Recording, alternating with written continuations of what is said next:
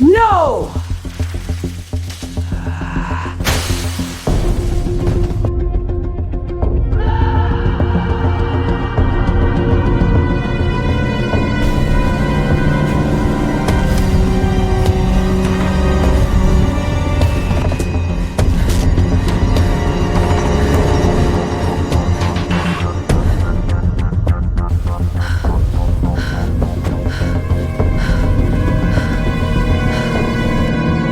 You can't keep resisting me, Kenya. Watch me. The rain came down in sheets that night, hammering against the windows of Rosie's diner with the kind of relentless fury that made even the streetlights seem dim. Kenya Williams wiped down the counter for what felt like the 100th time, her brown eyes flicking toward the clock above the grill.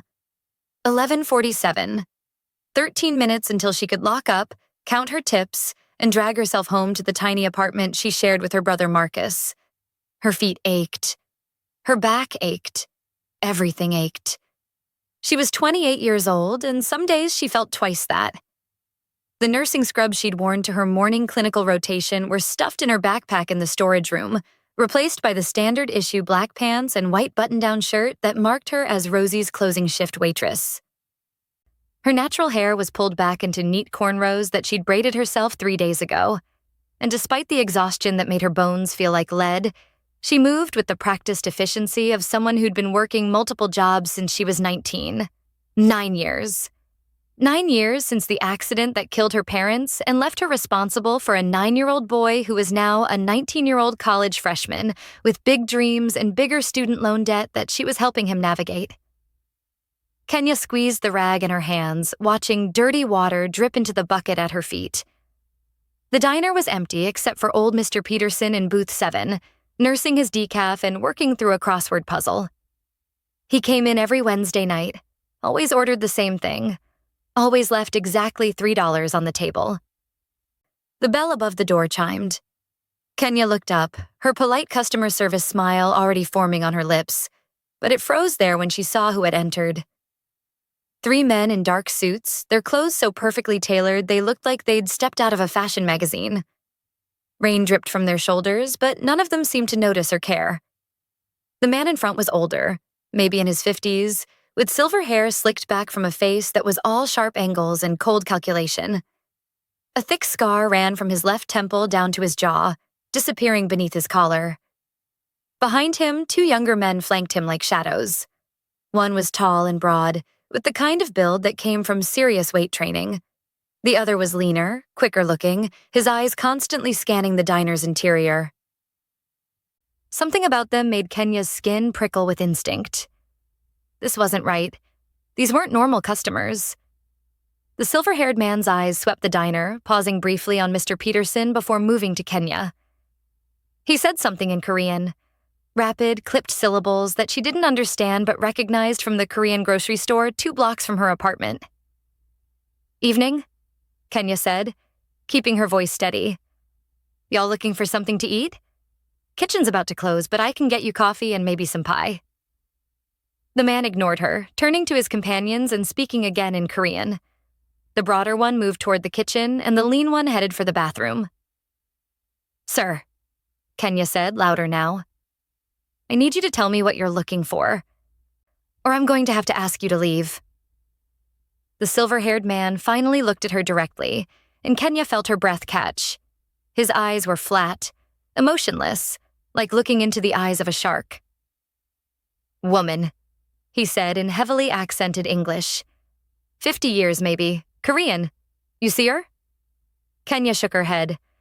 "Just Mr. Peterson over there, and he's been here for an hour. Nobody else." The man's jaw tightened. He pulled something from his jacket. For a horrible second, Kenya thought it was a gun. But it was a phone. He looked at the screen, then back at Kenya, suspicion evident in every line of his face. The bell above the door chimed again. Everyone turned. A woman stumbled through the entrance, and Kenya's heart lurched in her chest.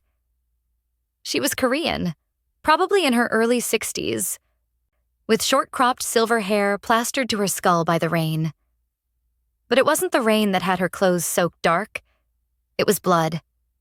It streamed from a wound on her side, staining her expensive-looking coat, dripping onto the checkerboard floor. The woman's eyes met Kenya's, and in that instant, Kenya saw everything. Terror, desperation, and something else. Something that looked almost like recognition, though Kenya was certain she'd never seen this woman before in her life. "Help!"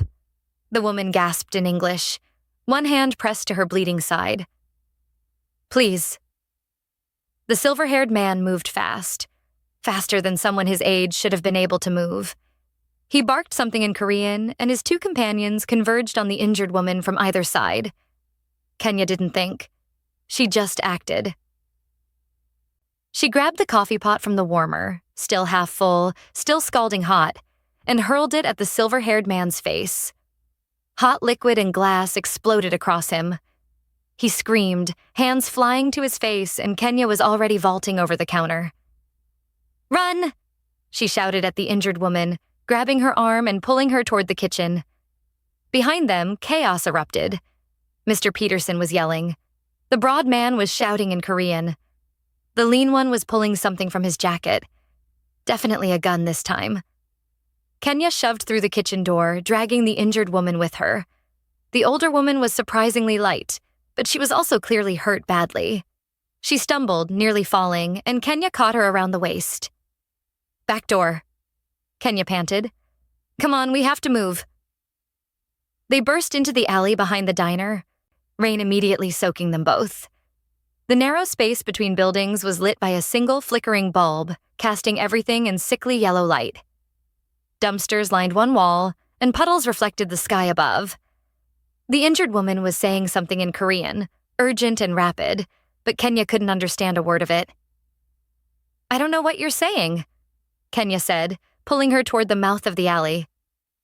"But we need to—" The kitchen door exploded open behind them. The lean man stood in the doorway, gun raised, water streaming down his face. Kenya shoved the injured woman behind a dumpster and dove after her just as the first shot rang out. The sound was deafening in the enclosed space, and brick chips exploded from the wall where Kenya's head had been a second before. "Stay down," Kenya hissed, even though she had no idea if the woman understood her. Another shot. The bullet sparked off the dumpster's metal side. Kenya's mind raced. The mouth of the alley was maybe 30 feet away. If they ran, they'd be exposed, easy targets. But if they stayed, they were trapped. The woman grabbed Kenya's hand, her grip surprisingly strong. She looked directly into Kenya's eyes and said something in Korean that sounded like a question. "I don't understand," Kenya whispered. The sound of an engine roared to life, growing rapidly louder. Headlights suddenly flooded the alley entrance, and a black SUV screeched to a halt, blocking the opening. The passenger door flew open. "Get in!" someone shouted from inside the vehicle.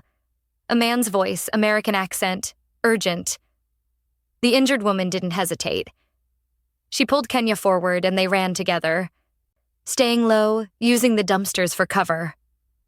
Another shot rang out, and Kenya felt the air pressure change as the bullet passed inches from her ear. Then they were at the SUV. The injured woman practically threw herself into the back seat, and Kenya dove in after her. The door wasn't even closed when the vehicle lurched forward, tires screaming on wet pavement. Kenya twisted around to look through the rear window. The lean man had emerged from the alley, gun still raised, but he didn't fire. He was already pulling out a phone, his lips moving rapidly. "Get down," the driver barked, and Kenya dropped below the window line just as something cracked against the rear windshield. A spider web of fractures spread across the glass, but it held. The SUV whipped around a corner, throwing Kenya against the injured woman. The older woman grunted in pain, and Kenya could feel warm blood soaking through both their clothes now. "She needs a hospital," Kenya said, looking up at the driver. He was young, maybe mid-20s, Korean, with a Bluetooth earpiece and hands that gripped the steering wheel with professional precision. "No hospital," the injured woman said in English, her accent thick but her words clear. "Not safe." Kenya stared at her. "You're bleeding out. You need—" "I know what I need," the woman interrupted. She reached up and pressed something on the ceiling of the SUV. A panel slid open, revealing a first aid kit. She pulled it down with shaking hands, then looked at Kenya. "You are a nurse?" "Nursing student," Kenya said automatically. "I'm in my 3rd year, but..." "Good enough." The woman thrust the kit at her. "Stop the bleeding. Please." The driver took another sharp turn, and Kenya had to brace herself against the seat. Through the windshield, she could see they were heading away from downtown, away from the neighborhoods she knew. "Where are we going?" she demanded. The injured woman was struggling to remove her coat, wincing with each movement. Kenya helped her, revealing a deep gash along her left side, just below her ribs. It was ugly, still bleeding freely, but it looked like the bullet, if it had been a bullet, had only grazed her. "Safe place?" the woman said through gritted teeth. "Away from Song family." Kenya opened the first aid kit, her hands moving on autopilot as she pulled out gauze, antiseptic, medical tape. "Who are you? Who are those men? Why did you come to the diner?" So many questions. The woman's lips quirked into something that might have been a smile if it wasn't twisted with pain. "My name is Choi Mi-sun. The men who hunted me are from rival family. Very dangerous. Very angry." Kenya pressed gauze against the wound, applying pressure. Mi-sun inhaled sharply, but didn't pull away. "That doesn't explain why you came to my diner," Kenya said. Mi-sun's dark eyes studied her face with an intensity that made Kenya uncomfortable. "Not coincidence," she said quietly. "I came to find you." "What? Why?" "Because I have been watching you, Kenya Williams, for 3 weeks now." Kenya's hands stilled. "How do you know my name?" "I know many things about you. I know you work 3 jobs. I know you raise your brother alone since your parents died. I know you study nursing at Emory University. I know you have no criminal record, no debts, no boyfriend." Mi-sun paused, her breathing labored. "I know you have a good heart." Fear spiked through Kenya's chest. "You've been stalking me?" "Observing," Mi-sun corrected. "There is difference." The SUV took another turn, and Kenya caught a glimpse of highway signs. They were heading north, out of the city. "Why?" Kenya demanded. "Why were you watching me?" Mi-sun closed her eyes for a moment, and when she opened them again, there was something ancient and tired in them. "Because I have been searching for someone like you. Someone brave. Someone pure of heart. Someone who would save a stranger without asking for reward." "You set this up," Kenya said slowly, horror dawning. "You knew those men would come. You came to the diner specifically because I knew you would be there, yes," Mi-sun confirmed. "The attack was real. The danger was real. But I chose that place, that time, because I needed to see what you would do." Kenya wanted to be sick. She wanted to scream. She wanted to throw herself out of the moving vehicle and run until her legs gave out. Instead, she kept pressure on the wound, kept her hands steady because 9 years of taking care of Marcus had taught her that panic was a luxury she couldn't afford. "You're insane," Kenya said quietly.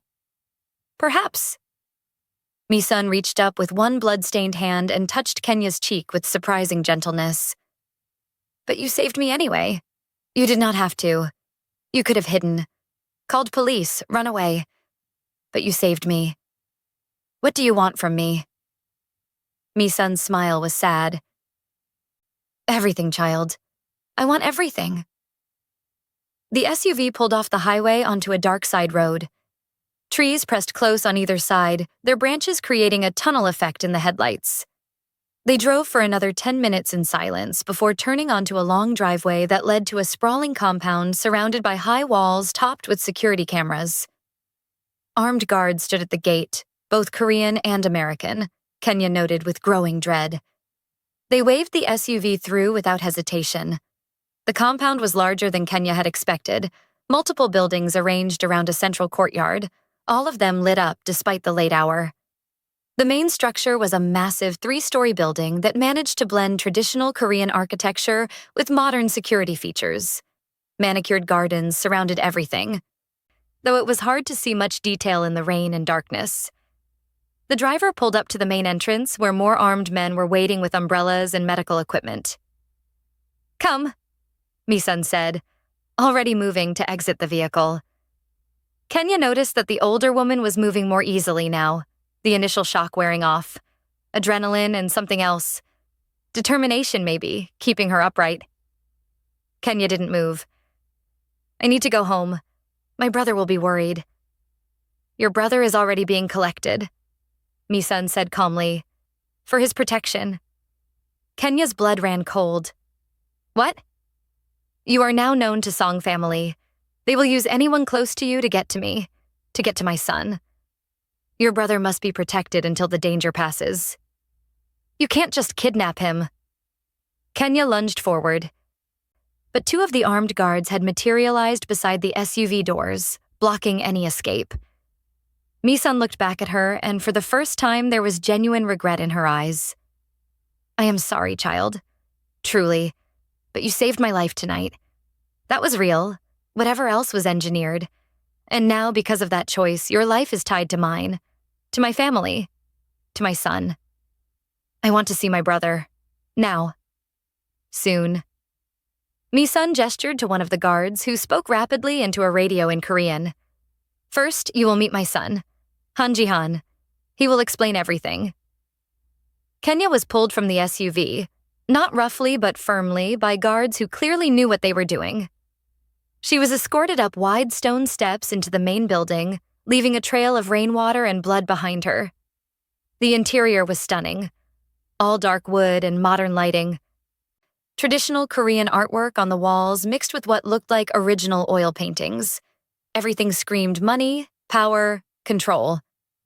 They led her through a hallway into a large living room dominated by floor-to-ceiling windows that overlooked the courtyard. The furniture was minimal but expensive, and a low table held what looked like an antique tea service. A man stood with his back to them, speaking rapidly in Korean on a cell phone. He was tall, easily over 6 feet, and wore a tailored suit that probably cost more than Kenya's entire year of tuition. His black hair was styled perfectly, not a strand out of place despite the late hour. Mi-sun said something in Korean, and the man turned around. Kenya's breath caught despite herself. Jihan was beautiful in the way that dangerous things are beautiful, all sharp lines and controlled power. His face was aristocratic, with high cheekbones and a jaw that looked like it had been carved from stone. But it was his eyes that held Kenya frozen. They were dark, intense, and when they fixed on her, she felt like he could see straight through to her bones. He said something into the phone, a curt dismissal, and ended the call. Then he looked at his mother and spoke in Korean, his tone sharp with what Kenya recognized as concern, even without understanding the words. Mi-sun responded, gesturing to Kenya, and Jihan's eyes slid back to her. His expression didn't change, but something shifted in those dark depths. Calculation. Assessment. He walked toward them with the grace of a predator, and Kenya had to fight the urge to step back. "Kenya Williams," he said in perfect English, barely a trace of an accent. His voice was deep, controlled, the kind of voice that expected to be obeyed. Age 28, nursing student at Emory University, 3rd year. You work at Rosie's Diner Wednesday through Saturday nights, 12-hour shifts. Sundays, you work at St. Mary's Hospital as a patient care technician. Mondays and Tuesdays, you attend classes and study.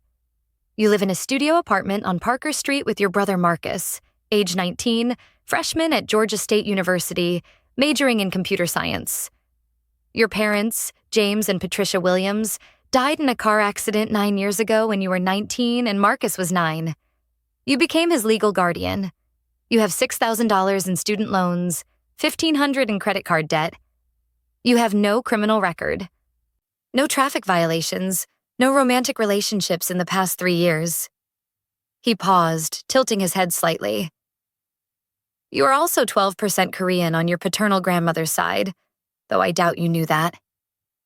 Kenya felt like she'd been punched in the chest. How do you know all that?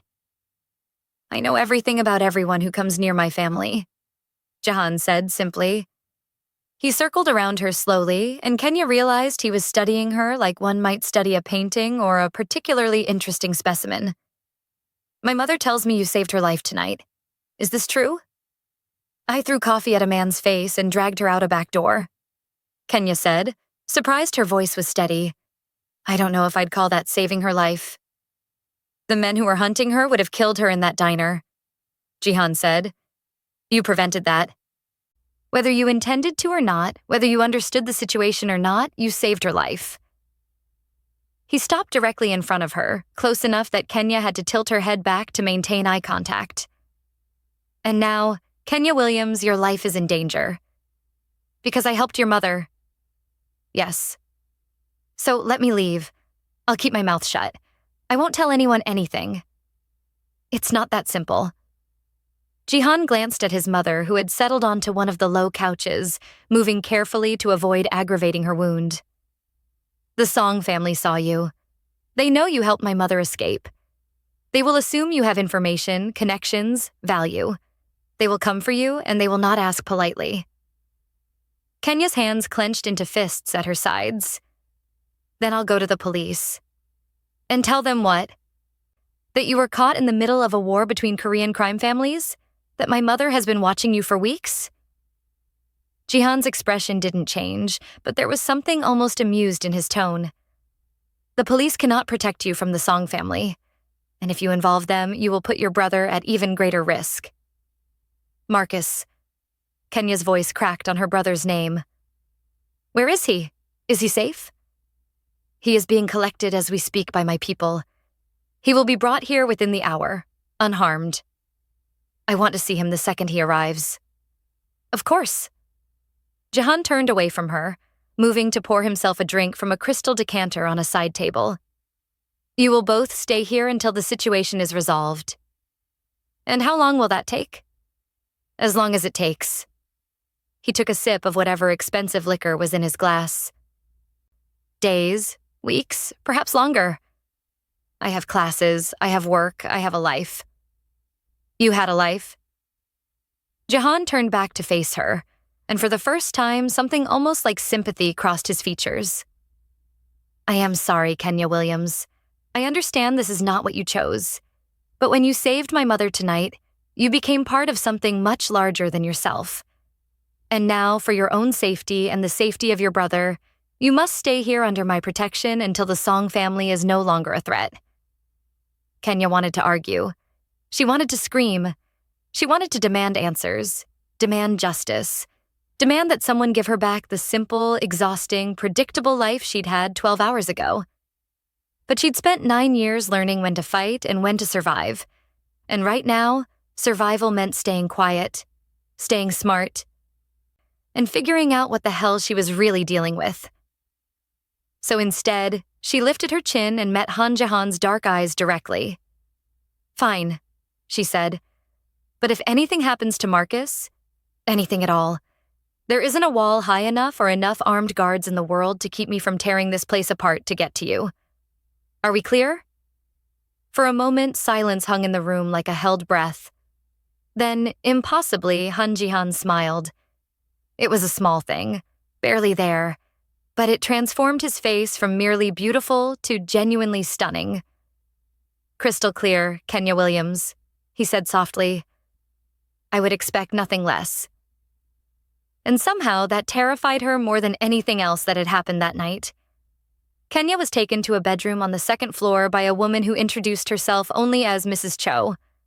She was middle-aged, Korean, and spoke minimal English, but she communicated through gestures and gentle pushes that Kenya should shower and change. The bedroom was larger than Kenya's entire apartment. A king-sized bed dominated one wall, dressed in silk sheets that probably cost more than Kenya made in a month. Floor-to-ceiling windows overlooked the gardens, though thick curtains could be drawn for privacy.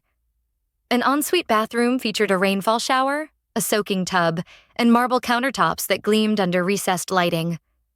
On the bed, someone had laid out clean clothes, expensive-looking loungewear in her exact size. Of course they knew her size. They knew everything else. Kenya stood in the center of the room, her wet clothes dripping onto hardwood floors, and felt the reality of her situation finally crash down on her. Her hands started shaking. Then her legs. She sank onto the edge of the bed, pressing her palms against her thighs to stop the trembling. She had thrown hot coffee at an armed man. She had fled through an alley while someone shot at her. She had gotten into a car with complete strangers who turned out to be criminals, because that's what they were, wasn't it? Crime families, syndicates, the kind of people she'd only ever seen in movies. And Marcus. God, Marcus was being collected right now. Probably terrified. Probably thinking his sister had lost her mind. A soft knock on the door made her jump. Yes? Her voice came out hoarse. The door opened and Jihan stepped inside. He'd removed his suit jacket and rolled up his shirt sleeves, revealing forearms corded with lean muscle. He carried a phone in one hand. "Your brother has arrived," he said without preamble. "He's unharmed, but understandably upset. I thought you might want to speak with him before he sees you in person." Kenya was on her feet instantly, crossing the room to snatch the phone from his hand. She didn't care that Jihan's expression flickered with something, surprise maybe, at her boldness. "Marcus?" she said into the phone. "Kay?" Her brother's voice cracked and Kenya's heart broke a little. "Kay, what the hell is going on? These guys just showed up at the apartment with guns and said I had to come with them and they wouldn't tell me where you were, or if you were okay and—" "Breathe," Kenya interrupted, using the same calm voice she'd used when he was 9 and had nightmares about the accident. "I'm okay. I'm here, wherever here is. Are you hurt? Did they hurt you?" "No, they were actually really polite." Which was almost weirder than if they'd been mean. "Kay, who are these people? Why are we here?" Kenya glanced at Jihan, who stood near the door with his arms crossed, watching her with that same unreadable expression. "It's complicated," she said finally. "I helped someone tonight and now we're both in a situation that's temporary. But you're safe and I'm safe and we just need to ride this out for a little while. Okay?" "That's not an answer, Kay." "I know, but it's the best I can give you right now." She softened her voice. "I need you to trust me, Marcus, like you did when we were kids. Can you do that?" A long pause, then, Yeah, okay. "I'm going to see you in a few minutes. Just try to stay calm. These people aren't going to hurt us." "How do you know?" Kenya looked directly at Jihan when she answered. "Because if they wanted to hurt us, we'd already be hurt."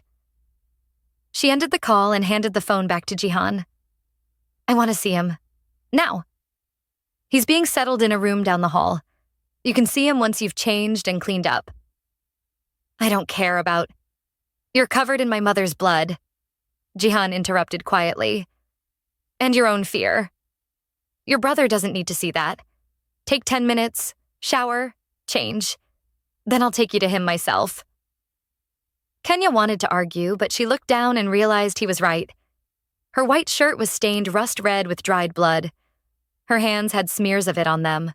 She probably looked like she'd walked out of a horror movie. 10 minutes, she said tightly. Jihan nodded and moved toward the door. He paused with his hand on the handle and looked back at her. "Kenya Williams, there is something you should understand. You saved my mother's life tonight. In my world, that creates a debt that cannot be easily repaid. Whatever you think of me, whatever you think of this situation, know that I will protect you and your brother with everything I have. You have my word." "The word of a criminal," Kenya said. His expression didn't change. "The word of a man who honors his debts. In my world, that means more than any law." Then he was gone, the door closing softly behind him. Kenya stood there for another moment, then forced herself to move. She stripped out of her ruined clothes and stepped into the shower, letting scalding water wash away the blood and the rain and the scent of gunpowder she hadn't realized was clinging to her skin. She scrubbed until her skin felt raw. Trying to wash away the feeling of being watched, studied, collected like some kind of specimen. 12% Korean. She'd had no idea. Her father had never talked much about his family. She'd always assumed he was just black like her mother. But apparently there was more to her heritage than she'd known. And Mi-sun had known, had searched for it specifically. Why? Kenya dried off and dressed in the clothes that had been left for her. Soft gray pants and a matching long-sleeved shirt that felt like cashmere. They fit perfectly, of course. Even the sports bra and underwear in the attached bathroom were her size. She braided her damp hair quickly, not bothering with her usual careful styling, and emerged from the bedroom exactly 10 minutes after Jihan had left. He was waiting in the hallway, leaning against the wall with his phone in hand. He looked up when she appeared and pocketed the device. This way. He led her 3 doors down to another bedroom, identical in size and luxury to her own. Marcus was sitting on the edge of the bed, looking small and young and scared in a way that made Kenya's protective instincts flare white-hot. "Kay." He jumped up and crossed to her in 3 long strides, pulling her into a fierce hug. At 19, he was taller than her now, but in that moment he felt like her little brother again. "I'm okay," she murmured, squeezing him tight. "We're okay." "What happened? These guys wouldn't tell me anything except that you were here and safe." Kenya pulled back, keeping her hands on his shoulders, and looked at Jihan. "Can we have a minute?" "Of course." Jihan stepped back into the hallway but left the door open. Kenya could see his shadow in the corridor, close enough to hear if she tried to do something stupid like convince Marcus to make a run for it. She turned back to her brother and kept her voice low. "I need you to listen to me very carefully and not freak out." "That's not a great way to start a conversation, Kay." "I know, but here it is. I helped a woman tonight at the diner. She was hurt and some men were after her. I got her to safety, but now those men know who I am. The woman and her son, the people who own this place. They're keeping us here for protection until it's safe." Marcus stared at her. "Protection? From who?" "Dangerous people." "What kind of dangerous people? Like gang members?" "Close enough." "Something like that." "And the people here? Who are they?" Kenya hesitated. "Also dangerous, but they're not going to hurt us. I made sure of that." "How could you possibly make sure of that?" "Because the woman I saved is very important to them and she owes me." Kenya cupped Marcus's face in her hands the way she used to when he was little. "I need you to trust me. I need you to stay calm, do what they say, and don't try anything stupid like escaping. Can you do that?" "For how long?" "I don't know. Days, maybe. A week or 2. "Kay, I have midterms coming up. And work, and—" "I know. I'll figure it out. But right now, the most important thing is keeping you safe." She managed a smile that felt only slightly forced. "Think of it like a weird vacation. Big house, nice room, probably great food. Better than our apartment, right?" Marcus didn't smile back. "This is insane." "Yeah," Kenya agreed. "It really is. But we're going to get through it together, like we always do." A soft knock on the doorframe made them both turn. Jihan stood there with a tray in his hands, 2 covered plates and 2 glasses of water. "I thought you might be hungry," he said. "It's late, but Mrs. Cho prepared something."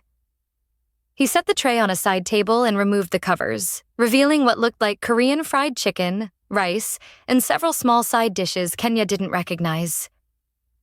The smell hit her, and Kenya's stomach growled audibly. She hadn't eaten since her lunch break at noon, 14 hours ago. Marcus looked at the food suspiciously, but Kenya could see him eyeing it with interest, too. "It's not poisoned," Jihan said dryly, as if reading their thoughts. "If I wanted you dead, there are far more efficient methods." "That's not reassuring," Marcus muttered. It wasn't meant to be reassuring, it was meant to be truthful. Jihan looked at Kenya. "Eat. Rest. In the morning, we'll discuss the situation in more detail. For now, you're both safe, and that's all that matters." He left without waiting for a response, pulling the door closed behind him this time. Kenya and Marcus stared at the closed door, then at each other, then at the food. "I'm starving," Marcus admitted quietly. Me too. They ate in silence, sitting side by side on Marcus's bed like they used to do in their apartment when money was too tight for dining room furniture and they'd share meals on Kenya's mattress. The food was incredible, tender and flavorful, with sides that ranged from spicy to sweet to savory. Kenya made a mental note to never admit to Jihan how good his family's food was. When they finished, Marcus pushed the empty plates away and leaned back against the headboard. So what do we do now? Now we wait, Kenya said, and we pay attention. We learn as much as we can about these people and this place. And when the chance comes to leave, we take it. You think they'll actually let us leave? Kenya thought about Misun's calculating eyes, about Jihan's intense stare, about the way he'd recited her entire life story like reading from a file. Eventually, she said, they have to. But even as she said it, some instinct deep in her gut whispered that things were never going to be that simple. Kenya didn't sleep. She lay in her too-big bed in her too-nice room, staring at the ceiling and listening to the sounds of the compound settling around her. Guards talking in low voices outside, the hum of security systems, the distant sound of cars coming and going. Around 3 a.m, her door opened quietly. Kenya sat up fast, her heart hammering, ready to fight or flee or... It was just Mrs. Cho carrying a tray with a single item on it. A phone. She set it on the nightstand, bowed slightly, and left without a word. Kenya stared at the phone. After a moment, she picked it up and found a single text message from an unknown number. You cannot sleep. Neither can I. The gardens are safe if you wish to walk. No guards will stop you. HJ. Kenya should have ignored it. Should have stayed in bed, stayed safe, stayed away from the man who clearly saw her as some kind of puzzle to solve. But she'd never been good at doing what she should. She pulled on the soft robe that had been hanging in the bathroom and slipped out of her room. The hallway was dimly lit, and as promised, no one stopped her as she made her way downstairs and out a side door into the gardens. The rain had stopped. The air smelled like wet earth and jasmine. Stone paths wound between carefully manicured bushes and small trees, illuminated by subtle ground lighting. In the center of the garden was a fountain, water trickling over smooth stones. Jihan stood beside the fountain, still dressed in his work clothes despite the late hour, or early morning. He didn't turn when Kenya approached, but she knew he'd heard her. I'm surprised you came, he said quietly. I needed air. Liar. You needed answers. Kenya didn't deny it. She stopped a few feet away from him, maintaining distance, and crossed her arms. Your mother said she was looking for someone like me.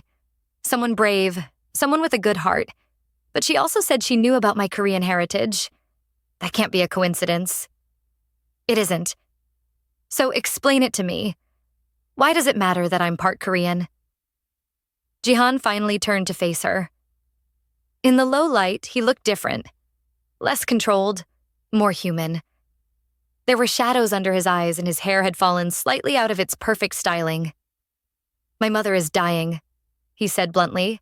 Liver cancer. She has perhaps 6 months, maybe less. Kenya felt a stab of unexpected sympathy. I'm sorry. Are you? You don't know her. I know what it's like to lose a parent. And to know it's coming but not be able to stop it. Something flickered in Jihan's expression. Recognition, maybe. Or respect. My mother believes in old traditions, he continued. She was raised in a small village in Korea before she married my father and came to America. One of those traditions is that before a family matriarch dies, she must see her eldest son married to ensure the continuation of the bloodline and the family's power. Okay, Kenya said slowly. So find a nice Korean woman and get married. What does that have to do with me? Because my mother doesn't want a marriage of political convenience. She's seen too many of those fail, 'cause too many wars within families. Jihan moved closer, and Kenya fought the urge to step back. She believes, whether you agree with her reasoning or not, that I need a wife who is strong enough to survive in this world, but hasn't been corrupted by it. Someone who has a good heart, but also the courage to do what's necessary. Understanding hit Kenya like ice water. No, absolutely not. She's been searching for 2 years, testing candidates. None of them passed her standards until you.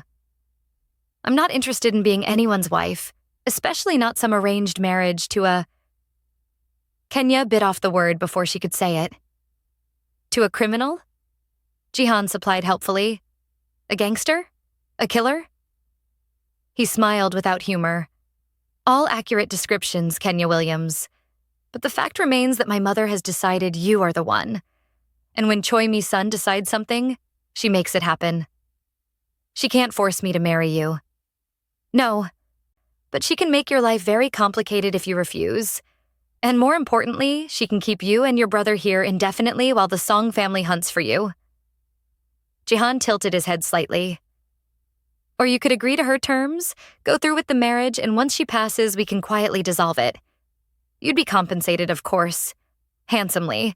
Enough to pay off all your debts, finish your degree, set your brother up for life. Kenya laughed, but there was no humor in it. You're insane. Your whole family is insane.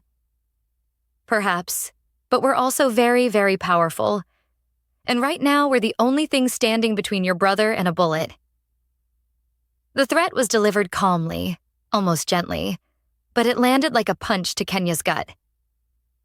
You said you'd protect us, she said, her voice shaking with fury. You gave me your word, and I will. As my wife, you and everyone you love will be untouchable. As a stranger, I'm sheltering out of obligation to my mother. Your protection has limits. Jihan stepped even closer, close enough that Kenya could smell his cologne. Something expensive and subtle. I'm not threatening you, Kenya. I'm explaining reality. In my world, family is everything. Blood is everything. You saved my mother. That means something. But it doesn't mean I can afford to keep protecting you indefinitely while you refuse to fulfill your part of the debt. I didn't ask for any of this. No, but you made a choice when you threw that coffee. You involved yourself in something bigger than you understood. Now you have to live with the consequences. Kenya's hands clenched into fists. She wanted to hit him. Wanted to scream. Wanted to wake up and discover this was all some insane nightmare. But 9 years of being the adult, being the responsible one, being the one who made the hard choices when there were no good options, those 9 years had taught her to think, not just react. How long? She asked finally. Pardon? How long would this marriage have to last? 6 months until your mother dies? A year? Jihan studied her face. Until my mother passes, yes. Perhaps a few months after to maintain appearances. Then we could arrange a quiet divorce. A year total? Maybe less. And during that year, what would you expect from me? To play the role convincingly in public? To live here? To learn about my family and our operations? To prove to my mother that her dying wish is being fulfilled? He paused. I would not expect physical intimacy, if that's your concern. This would be a business arrangement. Kenya looked up at the sky, at the stars barely visible through the light pollution, and thought about Marcus taking midterms, thought about her own classes and her dreams of becoming a nurse, thought about the simple, hard, predictable life she'd been building for 9 years. All of it felt like sand slipping through her fingers. I need time to think, she said finally. You have until morning. My mother will want an answer when she wakes. And if I say no?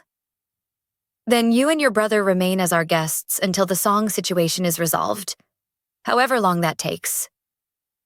Jihan turned away, heading back toward the house.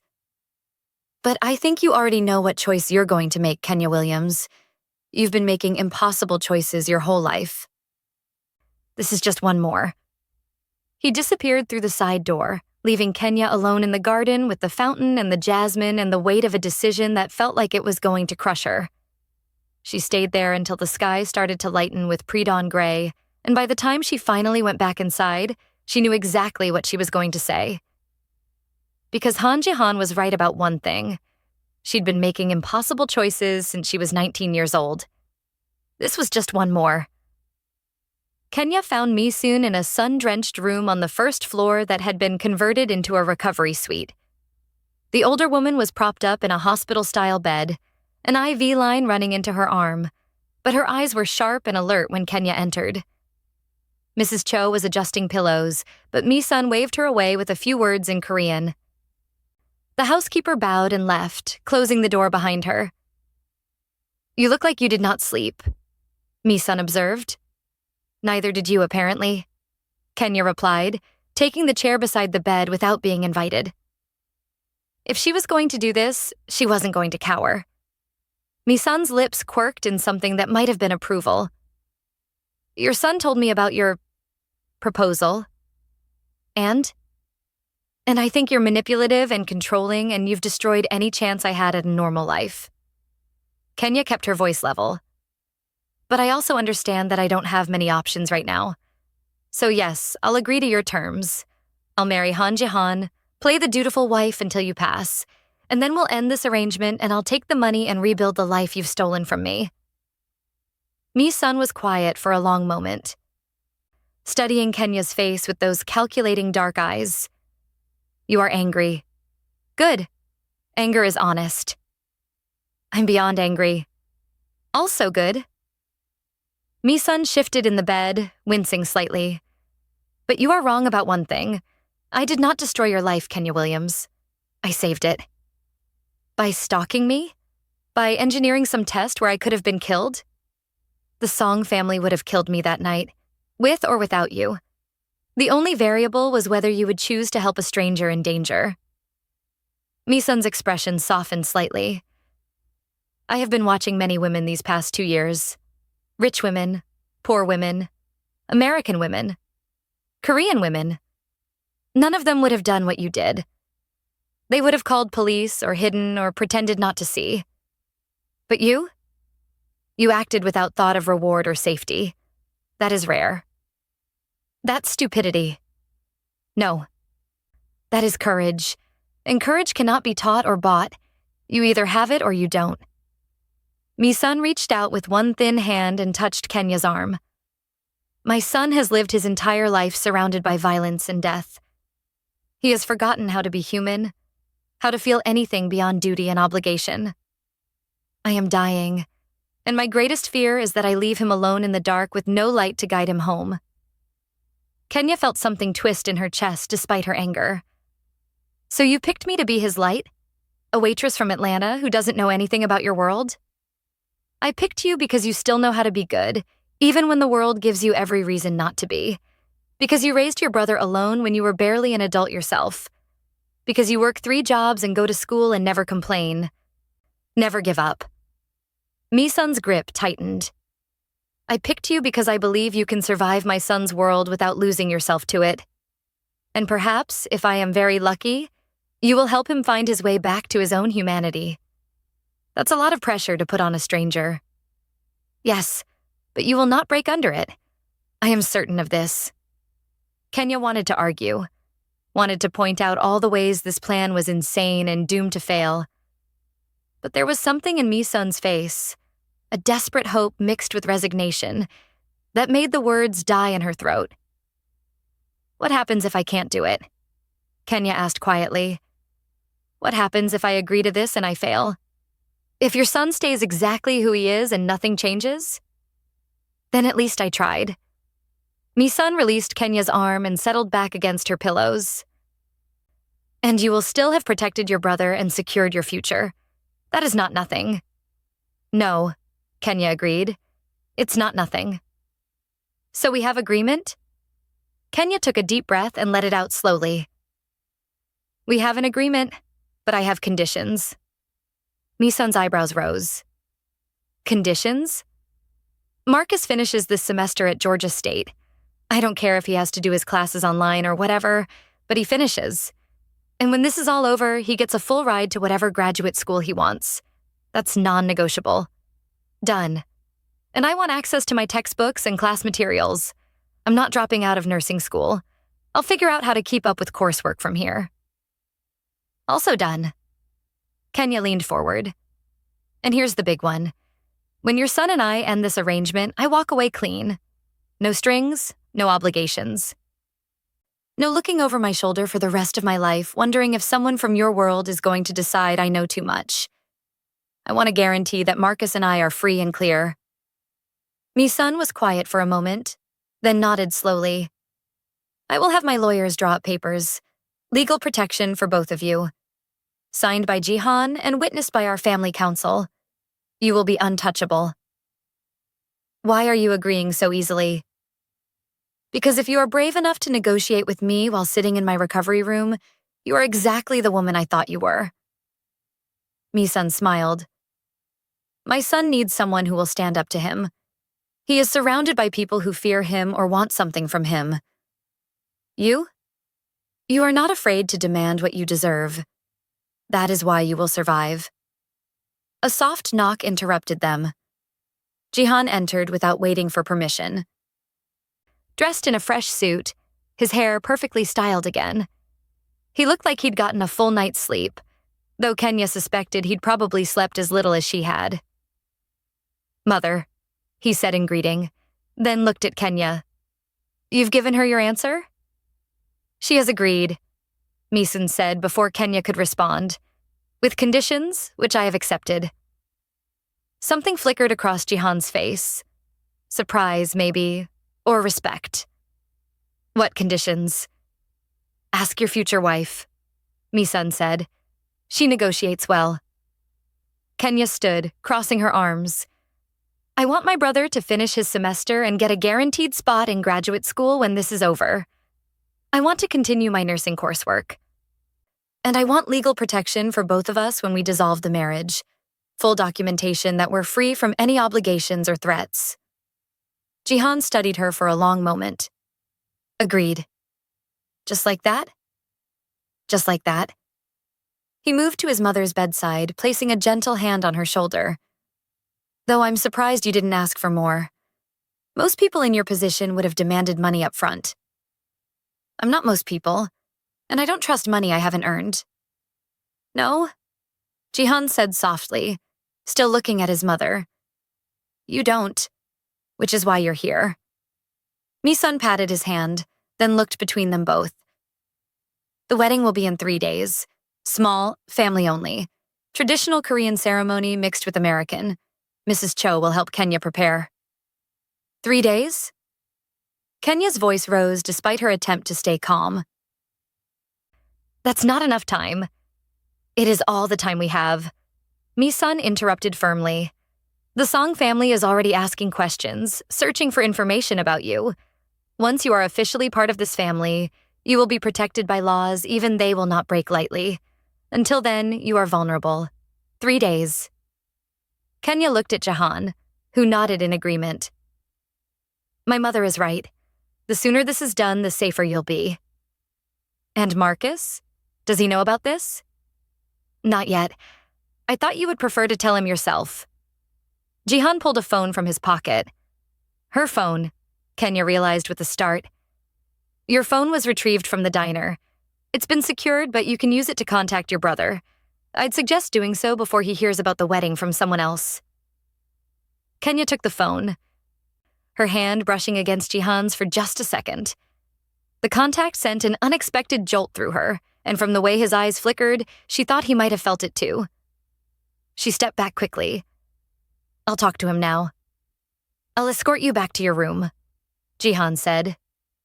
They walked in silence through the compound's hallways. Early morning light streamed through tall windows, illuminating artwork Kenya hadn't fully appreciated in last night's chaos.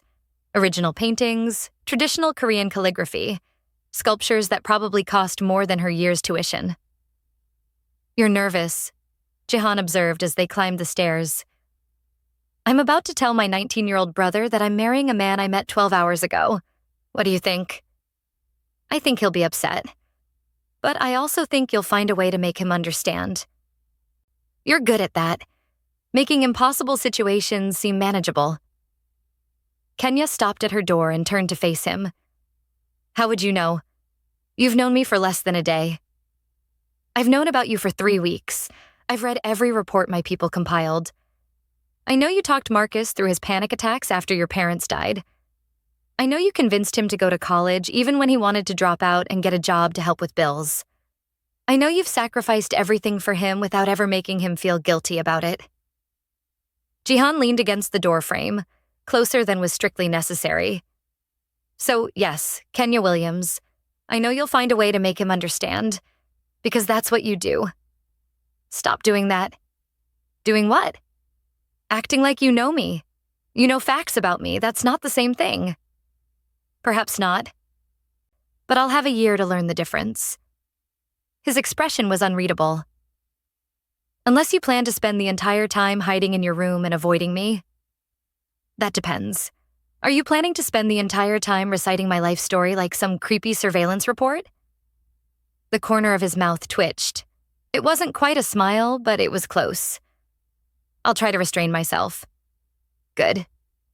They stood there for a moment, and Kenya became acutely aware of how close he was, how tall he was, how his dark eyes seemed to see more than she wanted him to see.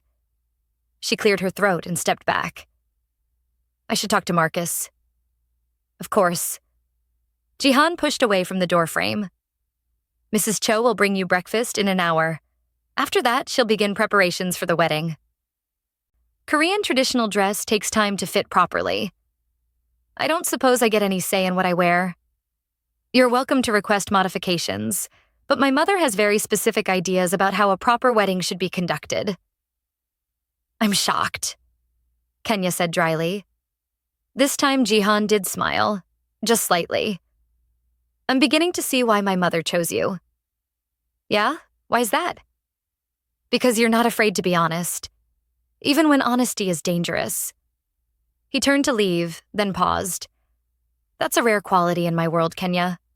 Don't lose it. Then he was gone, leaving Kenya alone with her phone and the impossible task of explaining to her brother that she was about to marry into a Korean crime family. Marcus took it about as well as expected. You're what? His voice cracked on the word, rising to a pitch that reminded Kenya of when he was 13 and going through puberty. Kenya sat on her bed, phone pressed to her ear, and tried to find words that would make this make sense. I know how it sounds. No, Kay, I don't think you do, because it sounds like you've lost your damn mind. Marcus, listen to me. Listen to you? Listen to you tell me you're marrying some guy you literally just met? Some criminal who kidnapped us and is holding us here and... He didn't kidnap us. We're here for protection. Protection that comes with you becoming his wife? That's not protection, Kay. That's...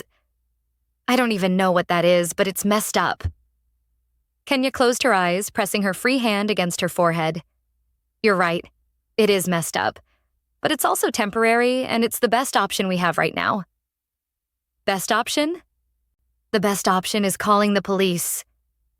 And telling them what? That we're being held by a crime family that probably has half the Atlanta PD on its payroll? That we're caught in the middle of some gang war we don't understand?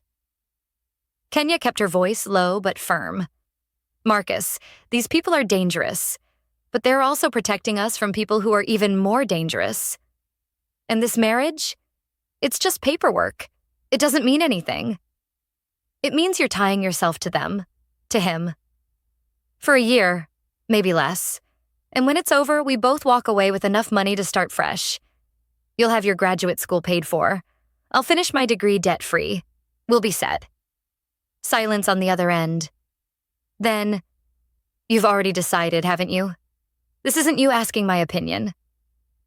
This is you telling me what's going to happen. Kenya's chest tightened. I'm sorry, but yes, I've decided. Does he love you? Do you love him? No, it's not like that. It's business. Business. Marcus repeated flatly. You're marrying someone for business. People do it all the time. Arranged marriages, marriages of convenience. Not people like us. Not my sister who used to tell me that love was the only reason to get married, that she'd never settle for anything less than real. Kenya remembered saying that. She'd been 22, naive despite everything, still believing in fairy tales. Things change when you grow up. Or when you get desperate enough. Marcus's voice had gone quiet, which somehow hurt worse than his yelling. Kay, what happened to you last night? What did they do to make you agree to this? Nothing. They didn't do anything. They just explained the situation. And I made a choice. The wrong choice. Maybe, but it's my choice to make. Kenya swallowed hard. Marcus, I have been making choices for both of us since you were 9 years old. Hard choices, scary choices, and I have always put you first. I'm asking you to trust that I'm doing that now. Can you do that for me? Another long silence. Then, I don't like this. I know. I think it's going to end badly. Maybe it will, but we'll deal with that when it comes. And if I asked you not to do it? If I said I'd rather take my chances with these Song family people than watch you marry someone you don't even know? Kenya's throat closed. Then I'd say you don't understand how dangerous they are. And I'd tell you that I can survive a year of being married to someone I don't love. But I can't survive losing you. She heard Marcus's breath hitch on the other end. Kay, please, she whispered. Please just trust me on this. A long pause. Then, okay, I trust you. But I'm not going to pretend to be happy about it. I'm not asking you to be happy. I'm just asking you to be safe. When is this wedding supposed to happen? 3 days. 3K, that's insane. I know, but it's happening anyway. And I need you there. Even if you hate it, even if you think I'm making the biggest mistake of my life, I need you there. Another pause. Then, quietly, I'll be there. I'll always be there for you, Kay. Even when I think you're being an idiot. Despite everything, Kenya felt herself smile. Thanks, Marcus. But I'm not calling him my brother-in-law, ever. Fair enough. They talked for a few more minutes, Kenya reassuring him about his classes, his scholarship, his future. By the time they hung up, Marcus still wasn't happy, but he'd at least stopped arguing. Kenya set the phone down and stared at it for a long moment. Then she stood, crossed to the window, and looked out at the gardens below. Jihan was down there, she realized. He stood near the fountain where they'd talked last night, speaking on his phone with animated gestures. Even from this distance, she could see the tension in his shoulders. The way he moved like violence was always just beneath the surface. In 3 days, she was going to marry him. In 3 days, she was going to become part of a world she didn't understand, bound to a man who was beautiful and terrifying in equal measure. In 3 days, everything was going to change. Kenya pressed her palm against the cold glass and wondered if she was making the bravest decision of her life or the most foolish. She suspected she wouldn't know the answer until it was far too late to change her mind. The rest of the day passed in a blur of activity that left Kenya feeling like she'd been caught in a whirlwind. Mrs. Cho appeared with breakfast, a traditional Korean meal with rice, soup, and more small dishes than Kenya could count. She tried to eat everything, not wanting to be rude, but her stomach was in knots. After breakfast came the fitting. 3 women arrived with measuring tapes and fabric samples, speaking rapid Korean among themselves while occasionally directing Kenya to stand, turn, lift her arms. They took what felt like 100 measurements, nodding and making notes, occasionally holding different fabrics against her skin to see how they looked. The traditional Korean wedding dress, the hanbok, was going to be custom-made in less than 3 days. Kenya tried not to think about how much that was going to cost, or how many people were being paid overtime to make this wedding happen on an impossible timeline. In the afternoon, she was given a stack of papers to review. Legal documents, all of them, written in language so dense Kenya could barely parse it. But the general idea was clear. She and Jihan were entering into a contractual marriage with specific terms and conditions. Her protection, and Marcus's, was guaranteed in writing. The compensation she'd receive upon divorce was staggering, enough to make her hands shake as she read the numbers. She signed everything, witnessed by a lawyer who looked thoroughly bored by the whole process. Evening brought more Korean lessons from Mrs. Cho, who was surprisingly patient as she taught Kenya the basic phrases she'd need for the ceremony. Thank you. Yes, I accept. Simple words that felt weighted with impossible meaning. By the time Kenya collapsed into bed that night, her head was spinning and her body ached with exhaustion. But sleep came easier than the night before, dragging her under into dreams of fountains and blood and dark eyes that saw too much. The second day was worse. Kenya woke to find Grace Park sitting in a chair beside her bed, watching her with cold calculation. Kenya shot upright, heart hammering. "Who the hell are you and how did you get in here?" "I'm Grace Park," the woman said calmly. She was beautiful in that polished, expensive way. Designer clothes, perfect makeup, not a hair out of place. "And I got in here because I'm family. Or I was supposed to be." Kenya pulled the blanket up to her chest, suddenly very aware that she was only wearing a thin sleep shirt. "I don't know what that means." "It means I was engaged to Jihan. It means I was supposed to be the one marrying him in 2 days. It means you stole something that belonged to me." "I didn't steal anything. I didn't even want this." Grace's smile was razor sharp. "Oh, I believe you. You're not smart enough to orchestrate something like this. You're just convenient. A pretty little pawn for me son to play with." Kenya swung her legs out of bed and stood, refusing to be intimidated while lying down. "If you're here to threaten me, you're wasting your time.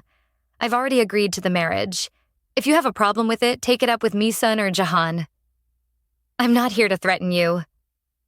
Grace stood as well, and Kenya realized they were almost the same height. "I'm here to educate you, because you have no idea what you're walking into." "Then educate me." Grace circled around Kenya slowly, like a predator assessing prey. Jihan has killed 17 people, personally, with his own hands. The number of deaths he's ordered? Somewhere in the triple digits. He runs an empire built on drugs, weapons, human trafficking, extortion, and violence. Do you understand what that means? Kenya's mouth went dry, but she kept her voice steady. "I know what kind of world this is." "No, you don't. You know what they've told you. But you don't know what it's like to watch him torture someone for information. You don't know what it's like to attend a meeting where someone who displeased him is executed as a warning to others. You don't know what it's like to lie in bed at night wondering if he's going to come home covered in blood. Were you in his bed often enough to know?" Kenya shot back. Grace's expression frosted over. "We were engaged for 8 years, since we were children. Our families arranged it. So yes, I know him better than you ever will. And yet he's marrying me, not you." The slap came fast. Kenya barely saw it coming. Her cheek exploded with pain, and she tasted blood where her teeth cut the inside of her mouth. She didn't think. She just reacted, shoving Grace hard enough to send her stumbling backward into the chair. The door burst open. 2 guards rushed in, weapons drawn with Jihan right behind them. He took in the scene. Kenya standing with a hand to her bleeding mouth, Grace recovering her balance from the chair, and his expression went absolutely cold. "Out," he said to Grace. His voice was quiet, but it carried enough menace to make even Kenya's skin prickle. "Jihan, I was just out. Now, before I have you removed." Grace straightened her clothes, shot Kenya a look that promised this wasn't over, and walked out with as much dignity as she could muster. Jihan dismissed the guards with a gesture, then moved to Kenya's side. "Let me see." "I'm fine." "Let me see," he repeated, firmer this time. Kenya dropped her hand. Jihan took her chin gently, tilting her face toward the light.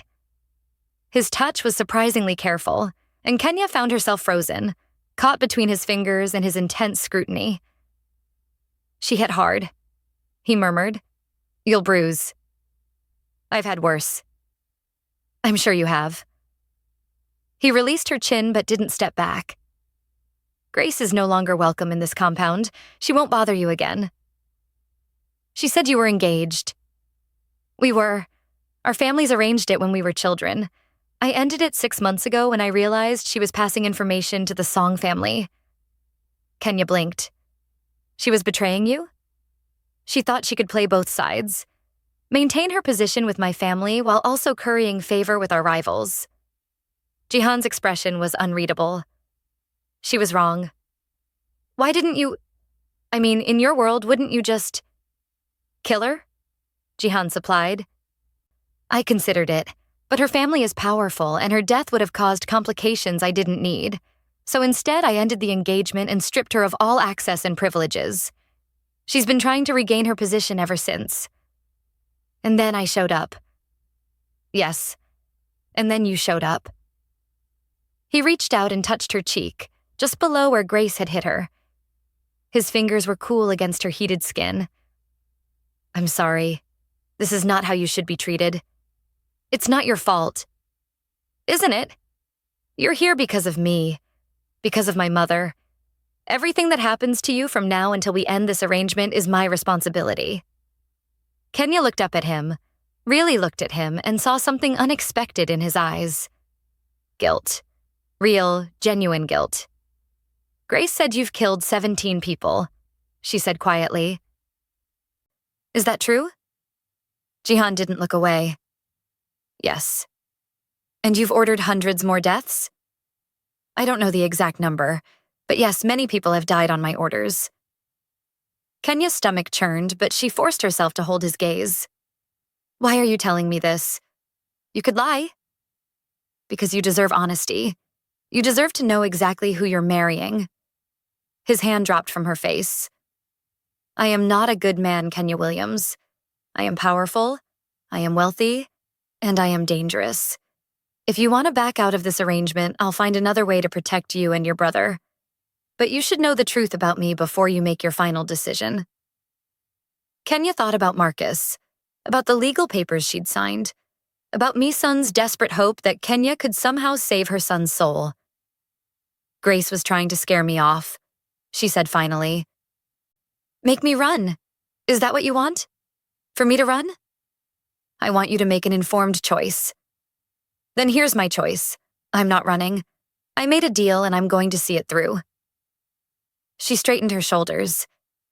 But if we're going to do this, you need to promise me something. What? Don't lie to me. Not ever. I can handle the truth, even when it's ugly. What I can't handle is being manipulated or kept in the dark. Kenya stepped closer, closing some of the distance between them. If you want me to survive your world, you need to let me see it clearly. All of it. Even the parts you'd rather hide. Something shifted in Jihan's expression. Respect, maybe, or surprise. You're not like anyone I've ever met. I'll take that as a compliment. It was meant as one. He studied her face for another moment, then nodded. All right. No lies. You want truth? You'll have truth, but be careful what you wish for, Kenya Williams. Some truths are harder to live with than lies. I'll take my chances. Yes, Jihan said softly. I believe you will. He left then, closing the door quietly behind him, and Kenya was alone with her bruised face and her racing thoughts and the growing certainty that she'd just made a promise she might not be able to keep. The third day arrived with the weight of inevitability. Kenya woke to find her room filled with people. Mrs. Cho, the 3 seamstresses from before, 2 makeup artists, and a woman who introduced herself as Ji-eun, a traditional Korean hairstylist. They descended on her like a well-organized army, and before Kenya could fully process what was happening, she was being bathed, scrubbed, moisturized, and prepared like some kind of sacrifice. The handbag they'd created was breathtaking. The outer layer was a deep crimson silk embroidered with golden phoenixes, the traditional symbol of the bride. Beneath it was a pale yellow underskirt, and the entire ensemble was topped with a small ornamental jacket that emphasized Kenya's shoulders and waist. The seamstresses had somehow managed to blend traditional Korean styling with modifications that suited Kenya's figure and skin tone perfectly. When they finally let her look in the mirror, Kenya barely recognized herself. Her natural hair had been carefully styled and adorned with traditional gold hairpins called binyeo.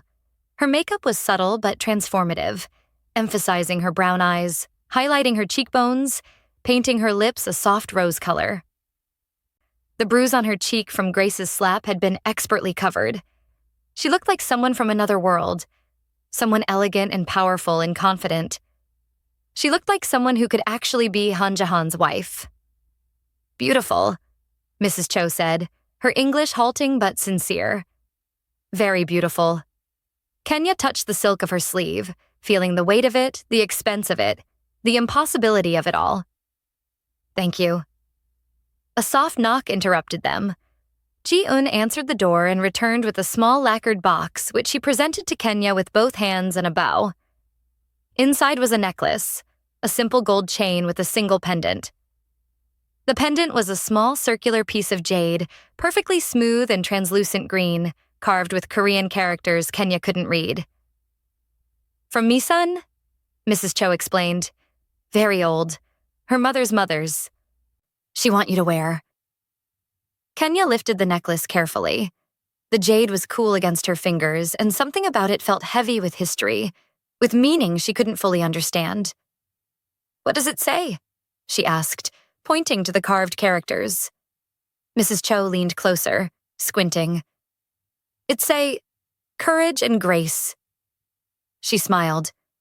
Misun say it perfect for you. Kenya's throat tightened unexpectedly. She let Mrs. Cho fasten the necklace around her neck, feeling the jade settle against her collarbone like a promise or a warning. The wedding ceremony was held in a private room on the first floor that had been transformed into something that belonged in a palace. Red and gold silk draped the walls. Candles flickered in ornate holders. Traditional Korean drums sat in one corner next to a modern sound system. The air smelled of incense and flowers. There were maybe 20 people present. All Korean except for Marcus, who sat in the front row looking profoundly uncomfortable in a suit that was probably more expensive than anything he'd ever owned. When Kenya entered, his eyes widened and she saw him mouth, "Wow," before catching himself. She tried to smile at him, but her face felt frozen. Misun sat in a wheelchair near the front, looking frailer than she had 2 days ago, but with fire still burning in her eyes. She wore traditional Korean dress in deep purple, and when she saw Kenya, she nodded once with satisfaction. And there, at the front of the room beside a Buddhist monk in ceremonial robes, stood Jihan. Kenya's breath caught. He wore a traditional Korean groom's outfit, a black robe with intricate embroidery, a black hat with a long ribbon, and beneath it all, that same intense presence that made him impossible to ignore. His dark eyes found hers the moment she entered, and something passed between them. Acknowledgement, maybe, or solidarity in this impossible situation they'd both been forced into. The ceremony began. Kenya moved through it in a daze, following Mrs. Cho's whispered instructions. Bow here. Turn there. Accept this cup of ceremonial wine. Speak these words in Korean that she'd practiced but barely understood. The monk chanted in a language that was beautiful but incomprehensible. Smoke from the incense made the room hazy, dreamlike. Someone played a traditional Korean instrument, a gyeogyum, Kenya would learn later, its strings producing a sound that was haunting and melancholy. And through it all, Jihan stood beside her, solid and real, occasionally reaching out to steady her when she stumbled over the unfamiliar rituals. When it came time for them to drink from the same cup, their eyes met over the rim. The wine was sweet and burned going down, and Kenya felt the weight of what they were doing settle over her like a physical thing. This was real. She was actually marrying him. The monk said something in Korean, and everyone in the room responded in unison. Then Jihan was taking her hand, pressing something into her palm. A ring. Simple gold, no stones, perfectly sized to her finger. She looked down at it, then up at him, confused. This hadn't been part of the rehearsal. It's tradition, he said quietly, his voice pitched just for her. The groom gives the bride a ring as a symbol of their bond. I had it made for you. Kenya's hands trembled slightly as she slid the ring onto her finger. It fit perfectly, of course. He knew everything about her, down to her ring size. The monk spoke again, longer this time, and Kenya caught a few words she recognized from her lessons. Family, honor, protection, duty. Then it was over. The monk bowed to them both, and everyone in the room stood and began to applaud. Marcus looked like he wanted to be anywhere else, but he clapped dutifully. Mi-sun smiled, tears streaming down her face, and clapped harder than anyone.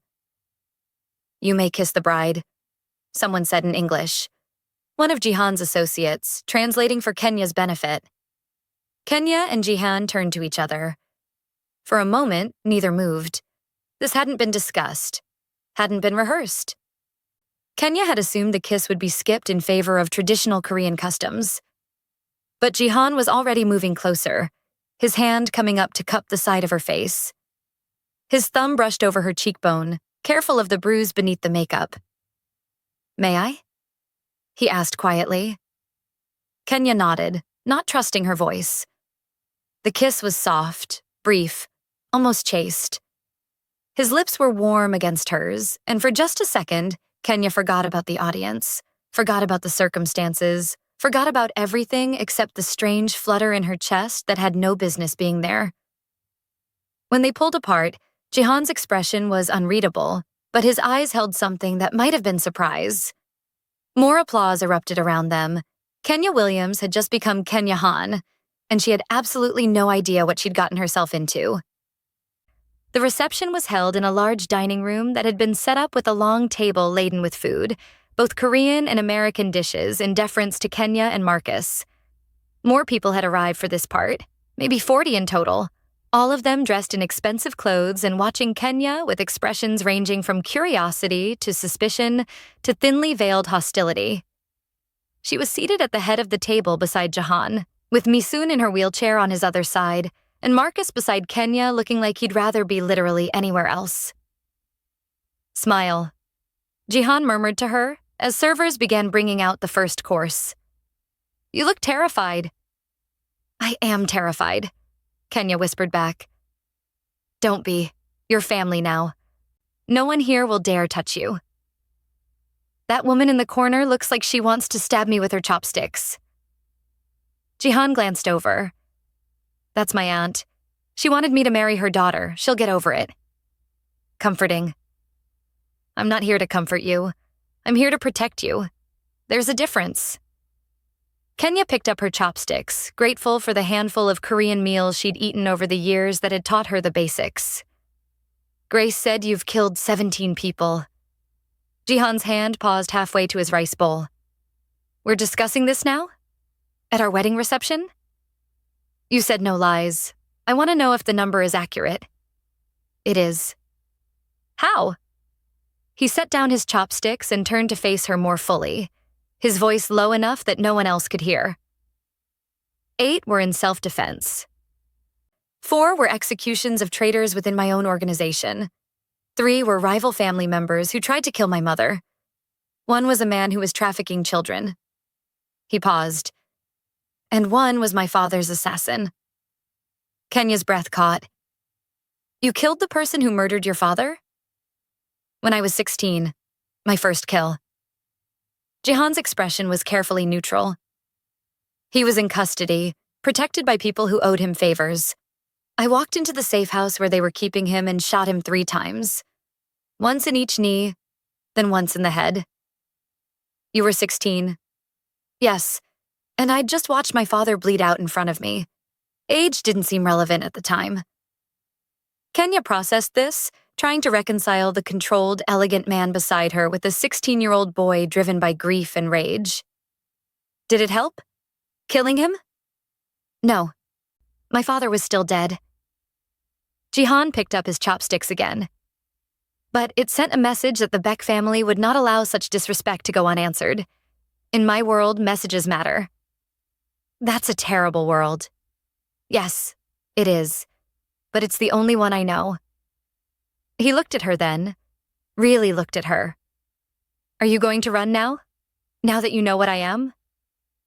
Kenya thought about Marcus, about the legal papers that guaranteed their safety, about Mi-sun's desperate hope that Kenya could somehow save her son. She thought about the jade pendant resting against her collarbone. Courage and grace. "No," she said finally. "I'm not running. But I want you to teach me." "Teach you what?" "How to survive in your world. You said I need to see it clearly. So show me. Don't protect me from the ugly parts. Show me everything. Jihan studied her face for a long moment. Then he set down his chopsticks again and extended his hand, palm up, across the small space between them. All right. But once you see it, truly see it, you can't unsee it. Are you certain? Kenya looked at his hand.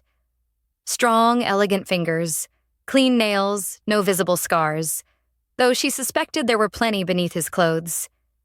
She thought about all the impossible choices she'd made in her life, all the times she'd chosen the hard path because it was the right one for Marcus. This was just one more choice. She placed her hand in his. I'm certain. His fingers closed around hers, warm and firm and somehow reassuring despite everything. Then tomorrow, he said quietly, your education begins. The reception lasted another 3 hours. Kenya smiled until her face hurt. Accepted congratulations from people whose names she immediately forgot, and picked at food she was too nervous to really taste.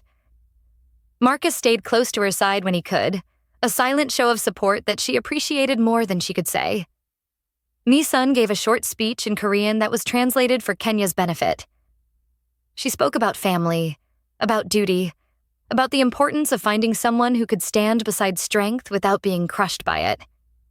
When she looked at Kenya during the translation, her eyes were bright with unshed tears and something that looked almost like apology.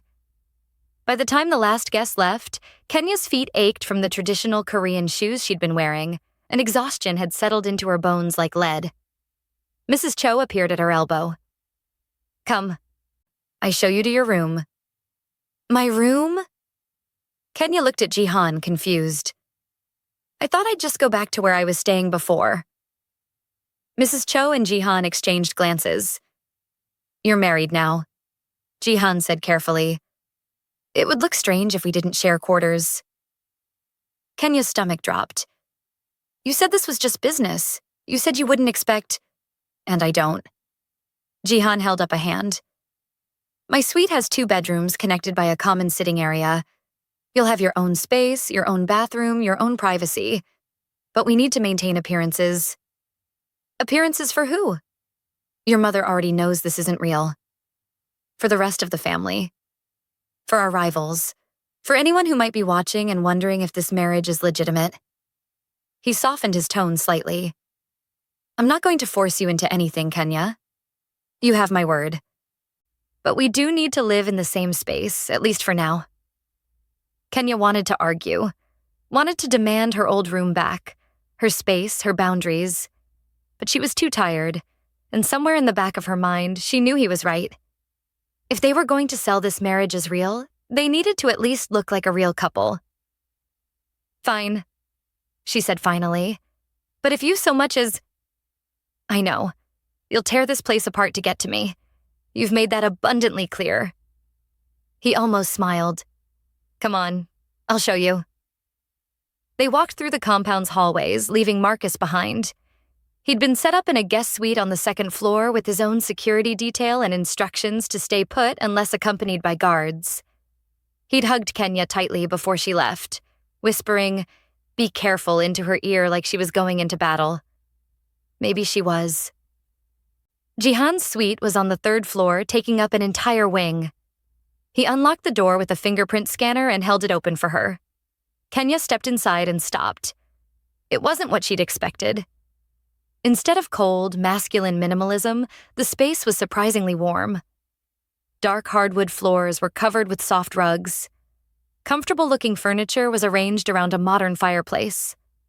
Floor-to-ceiling windows overlooked the gardens, with thick curtains for privacy. Bookshelves lined one wall, filled with volumes in multiple languages. The bedroom on the left is yours, Jihan said, gesturing. I'm on the right. The bathroom in your room is fully stocked. If you need anything, just ask Mrs. Cho in the morning. Kenya walked to the doorway of her bedroom and looked inside. It was spacious and beautifully decorated, with a large bed, sitting area, and attached bathroom that was bigger than her entire apartment kitchen. This is... She trailed off, not sure what to say. Too much? Jihan supplied. Excessive? Unnecessary? I was going to say nice, but yeah, those other things too. She heard him exhale. Maybe a laugh, maybe just exhaustion. Get some rest. Tomorrow will be difficult. Kenya turned to face him. He'd removed the ceremonial hat and his hair was slightly mussed, making him look more human, more approachable. The formal Korean robe somehow made him look simultaneously ancient and timeless. Thank you, she said suddenly. For what? For not making this harder than it has to be. For giving me space. For... She gestured vaguely. For not being worse than you are. That's a low bar. Maybe. But you cleared it anyway. Something shifted in his expression. Surprise again, or maybe something softer. You should know something, Jihan. Her new name sounded strange on his lips. Strange, but not entirely unwelcome. What? My mother believes you can save me, that you can somehow make me into a better man. He shook his head slowly. I don't believe that. I think I am what I am, and no amount of good intentions from a brave woman is going to change that. But... He paused, seeming to search for words. But I find myself hoping she's right. Just a little. Is that foolish? Kenya looked at him. Really looked at him. Saw the boy who'd killed at 16. Saw the man who'd built an empire on violence. Saw the son desperate to fulfill his dying mother's wish. Saw someone who was, despite everything, asking a question that revealed something vulnerable beneath all that control. I don't know, she said honestly, but I guess we're going to find out. Yes, Jihan said quietly. I suppose we are. He retreated to his bedroom then, closing the door softly behind him, and Kenya was left alone in her new space, wearing a wedding dress that cost more than a year of her tuition, married to a man who'd killed 17 people, bound by promises and contracts and the desperate hope of a dying woman. She carefully removed the handbook with shaking hands, hanging it precisely as she'd been shown. The jade pendant stayed around her neck. She couldn't bring herself to take it off. She washed her face, scrubbing away the makeup until she looked like herself again, and then crawled into the massive bed that was somehow both the most comfortable thing she'd ever felt and the loneliest. Her phone buzzed. A text from Marcus. You okay? Kenya typed back. Yeah, I'm okay. You? No, but I'm alive. That's something, is it? Kenya stared at the question for a long moment before responding. It has to be. She set the phone aside and closed her eyes, listening to the quiet sounds of the compound settling around her. Somewhere beyond her walls, Jihan was in his own room, perhaps lying awake like she was, wondering what they'd both gotten themselves into. Tomorrow, he'd said, her education would begin. Kenya pulled the covers up to her chin and told herself she was ready for whatever that meant. But deep down, in a place she didn't want to examine too closely, she suspected that nothing could prepare her for what came next. Nothing at all. Kenya woke to sunlight streaming through windows she'd forgotten to cover and the sound of voices speaking Korean outside her door. For a disorienting moment, she didn't know where she was. Then memory crashed back. The wedding, the ceremony, the impossible promises she'd made. She was married to Jihan. She sat up slowly, every muscle in her body protesting. The emotional exhaustion of the past few days had apparently translated into physical aches. The jade pendant had twisted around during the night, and she straightened it, feeling the smooth stone against her fingers. A soft knock on her bedroom door made her tense. Yes? It's Mrs. Cho. I bring breakfast. Kenya wrapped herself in the silk robe that had been left draped over a chair and opened the door. Mrs. Cho entered with a tray laden with food. Rice, soup, grilled fish, various banchan, and what looked like scrambled eggs, probably an American concession. Jihan already eat, Mrs. Cho said, setting the tray on the small table by the window. He say to tell you he wait in common room when you ready. Ready for what? Mrs. Cho's English seemed to fail her. She just smiled apologetically and gestured to the food. Eat. You need strength. That sounded ominous. Kenya ate mechanically, barely tasting the food despite its obvious quality. She showered and dressed in clothes she found in the closet. Someone had filled it with her size overnight. Jeans, comfortable shirts, even her preferred brand of sneakers. The attention to detail was unsettling. When she emerged into the common sitting area, Jihan was standing by the windows, phone pressed to his ear, speaking rapid Korean. He was dressed casually, dark jeans, a fitted black shirt, and somehow looked just as intimidating as he did in his expensive suits. He ended the call when he saw her. "Good morning," he said. "Did you sleep?" "Some. You?" "Enough." He pocketed his phone. "Are you ready?" "For my education." "I guess so." Kenya crossed her arms. "What exactly does that involve?" "Today, a tour. I want you to see the full scope of what this family does, legal and otherwise. Tomorrow we'll start teaching you the practical skills you'll need. Self-defense, weapons handling, how to read a room for threats." Kenya's eyebrows rose. "You're going to teach me to shoot?" "Among other things. If you're going to survive in this world, you need to know how to protect yourself, especially since being my wife makes you a target." He moved toward the door. "Come on, we'll start with the legitimate businesses." They took an SUV driven by the same young Korean man from Kenya's first night. Jinho, she learned his name was. He spoke perfect English and had an easy smile that seemed at odds with the gun Kenya could see in a shoulder holster beneath his jacket. The first stop was a restaurant in downtown Atlanta, a high-end Korean BBQ place called Baekdu. It was closed for the lunch prep, but staff were already inside preparing for the evening service. "We own 17 restaurants across 3 states," Jihan explained as they walked through the pristine kitchen. All of them legitimate businesses that turn significant profit. The food is excellent, the service impeccable, health inspections always pass, taxes always paid in full. "But," Kenya prompted, "but they also serve as meeting places, information exchanges, money laundering operations, though technically clean enough to pass audit." He nodded to the head chef, who bowed respectfully and continued supervising his team. The staff knows not to ask questions about certain customers or certain transactions. Next was a logistics company. Trucks, warehouses, shipping manifests. Everything looked legitimate on the surface, but Jihan explained how certain shipments contained items that would never appear on any official paperwork. "Weapons?" Kenya asked. "Sometimes. Also luxury goods being moved to avoid tariffs. Occasionally people who need to travel without official documentation."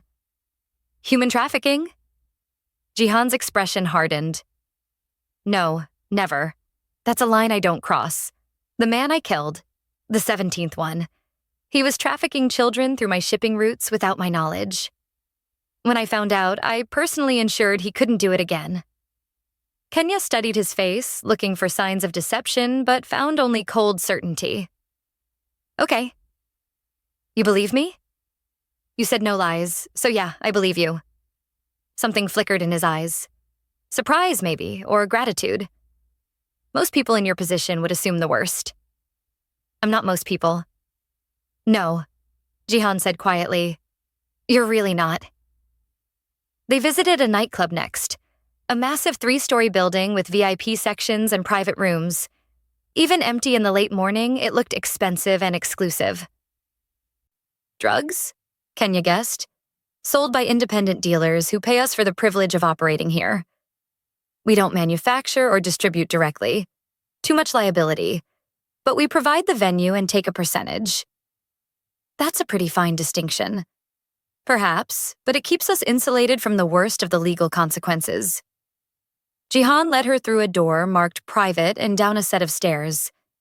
This is where things get less legitimate. The basement level was nothing like the club above. Concrete walls, fluorescent lighting, multiple doors with serious-looking locks. Armed guards were stationed at regular intervals, all of them nodding respectfully to Jihan as he passed. He opened one door to reveal what looked like an armory. Guns lined the walls, pistols, rifles, automatic weapons Kenya couldn't begin to identify. Boxes of ammunition were stacked on shelves. Body armor hung like clothes in a closet, We supply protection to legitimate businesses who operate in dangerous areas. Jihan explained. Security services, technically legal, but we also arm our own people and certain allied organizations. This is just one of 4 locations where we store weapons. Kenya walked along the wall, looking at the firearms with a mixture of fascination and horror. How much is all this worth? More than you want to know. He pulled a handgun from a rack, something sleek and black that looked lethal even in its holster. This is a Glock 19, 9mm, 15-round magazine. Reliable, easy to maintain, good for beginners. Starting tomorrow, you'll learn to use one. I've never held a gun in my life. I know. That's going to change. He returned the weapon to its place. Come on. There's more to see. The next door revealed something Kenya hadn't expected. A medical facility. Clean, well-equipped, with exam tables and monitoring equipment and supplies that looked like they belonged in a hospital. We can't take our people to hospitals when they're injured in questionable circumstances, Jihan explained. So we have our own doctors on staff. They're all licensed medical professionals, but they ask fewer questions than their hospital counterparts. Kenya moved through the space, her nursing training automatically cataloging the equipment. This is actually pretty impressive. You could do minor surgeries here. We have, multiple times. Jihan watched her examine a crash cart. This is one area where your nursing background could be useful. If you wanted to help here, our doctors would welcome the assistance. Kenya looked at him sharply. You want me to patch up criminals? I want you to save lives. Whether those lives belong to criminals or not seems like a secondary concern for someone studying to be a nurse. He had a point, damn him. They spent the next hour visiting more locations. A import-export business that moved specialty items, a luxury car dealership that sold vehicles with hidden compartments, an accounting firm that specialized in creative bookkeeping. Each stop revealed another layer of the Bayek family's operations, mixing legitimate business with illegal enterprise so seamlessly that Kenya began to see how it all worked together. By the time they returned to the SUV, her head was spinning. That's a lot to process, Jihan said as Jinho drove them back toward the compound. That's an understatement. Kenya stared out the window at Atlanta passing by. How do you keep track of it all? Practice, and very good people managing the day-to-day operations. I oversee the big picture, handle disputes, make final decisions on major moves. He shifted in his seat to face her more fully. But the real question is, what do you think? Now that you've seen it? Kenya considered her answer carefully. I think it's more complicated than I expected. I thought it would be all violence and drugs and obvious crime. But most of what you showed me looks almost normal. Legitimate businesses doing legitimate things with illegal activities woven in so carefully you'd never notice unless you knew what to look for. That's the point. The more legitimate we appear, the harder we are to touch. Law enforcement needs clear evidence of wrongdoing. We make sure that evidence is difficult to find. And the people who work for you? In the restaurants, the clubs, the logistics company. Do they know what they're really part of? Some do, some don't. The ones who know are paid extremely well for their discretion. The ones who don't are just normal employees doing normal jobs. Jihan's expression was unreadable. Does that bother you? Yes, but probably not for the reasons you think. Kenya turned away from the window to look at him directly. It bothers me because it means anyone could be part of this without knowing it. The waitress serving food, the truck driver moving shipments, the accountant processing paperwork. They might be completely innocent or completely complicit. And there's no way to tell from the outside. That ambiguity protects us. It also makes it impossible to know who to trust. In my world, you don't trust anyone. Jihan held her gaze. Except family. Blood. People whose lives are so intertwined with yours that betraying you means destroying themselves. Is that what I am now? Family? You're my wife. That makes you family whether the marriage is real or not. His voice was quiet but firm. And that means I would burn this entire empire to the ground before I let anyone hurt you. Do Do you understand that? Kenya's breath caught. The intensity in his eyes was almost overwhelming. Why? You barely know me. Because you're mine now. My responsibility. My burden to protect. He looked away, something like frustration crossing his features. My mother believes you're special. That you're somehow different from everyone else in this world. I don't know if she's right, but I know that you threw hot coffee at an armed man to save her. I know that you negotiated terms instead of just accepting what you were told. I know that you demanded honesty, even when lies would be easier. He turned back to her. So yeah, Kenya, I barely know you. But what I do know suggests you're worth protecting. Kenya didn't know what to say to that. The moment stretched between them, heavy with something she couldn't quite name. Jinho cleared his throat from the front seat. We're approaching the compound, boss. The moment broke. Jihan sat back, his expression smoothing back into its usual controlled neutrality. This afternoon, you'll meet with some of the family elders. They want to formally welcome you. That sounds ominous. It won't be pleasant, Jihan admitted. Some of them oppose my mother's choice. They'll test you, try to find weaknesses, but you need to face them eventually. Might as well be now while you're still surprising them. What do I need to do? Be yourself. Don't back down. Show them the same courage you showed my mother. He paused. And don't let them see if they hurt you. In this world, vulnerability is a weapon people will use against you. Kenya nodded slowly. Courage and grace. What? She touched the jade pendant at her throat. The necklace your mother gave me. Mrs. Cho said it means courage and grace. I'm starting to understand why she chose those words. Jihan looked at the pendant, then at her face, and something shifted in his expression. My mother wore that necklace for 40 years. It was her most prized possession. The fact that she gave it to you? What? It means she really does believe in you. More than I realized. He was quiet for a moment. Don't prove her wrong, Kenya. Please. There was something raw in his voice, something that sounded almost like a plea, and Kenya found herself nodding before she could think better of it. I'll try, she said. I can't promise more than that. That's all anyone can promise. The meeting with the family elders was exactly as unpleasant as Jihan had warned. They gathered in a formal conference room. 8 men and 3 women, all Korean, all older, all watching Kenya with expressions ranging from skepticism to outright hostility. Mi-sun was there too, in her wheelchair. Looking frailer than she had at the wedding, but still radiating authority. Kenya was seated at one end of a long table with Jihan beside her. She'd changed into more formal clothes at Mrs. Cho's insistence. A tailored dress that managed to be both professional and respectful, with the jade pendant visible at her throat. The eldest man, Kim something, Kenya hadn't caught his full name, spoke first in Korean. Jihan translated quietly.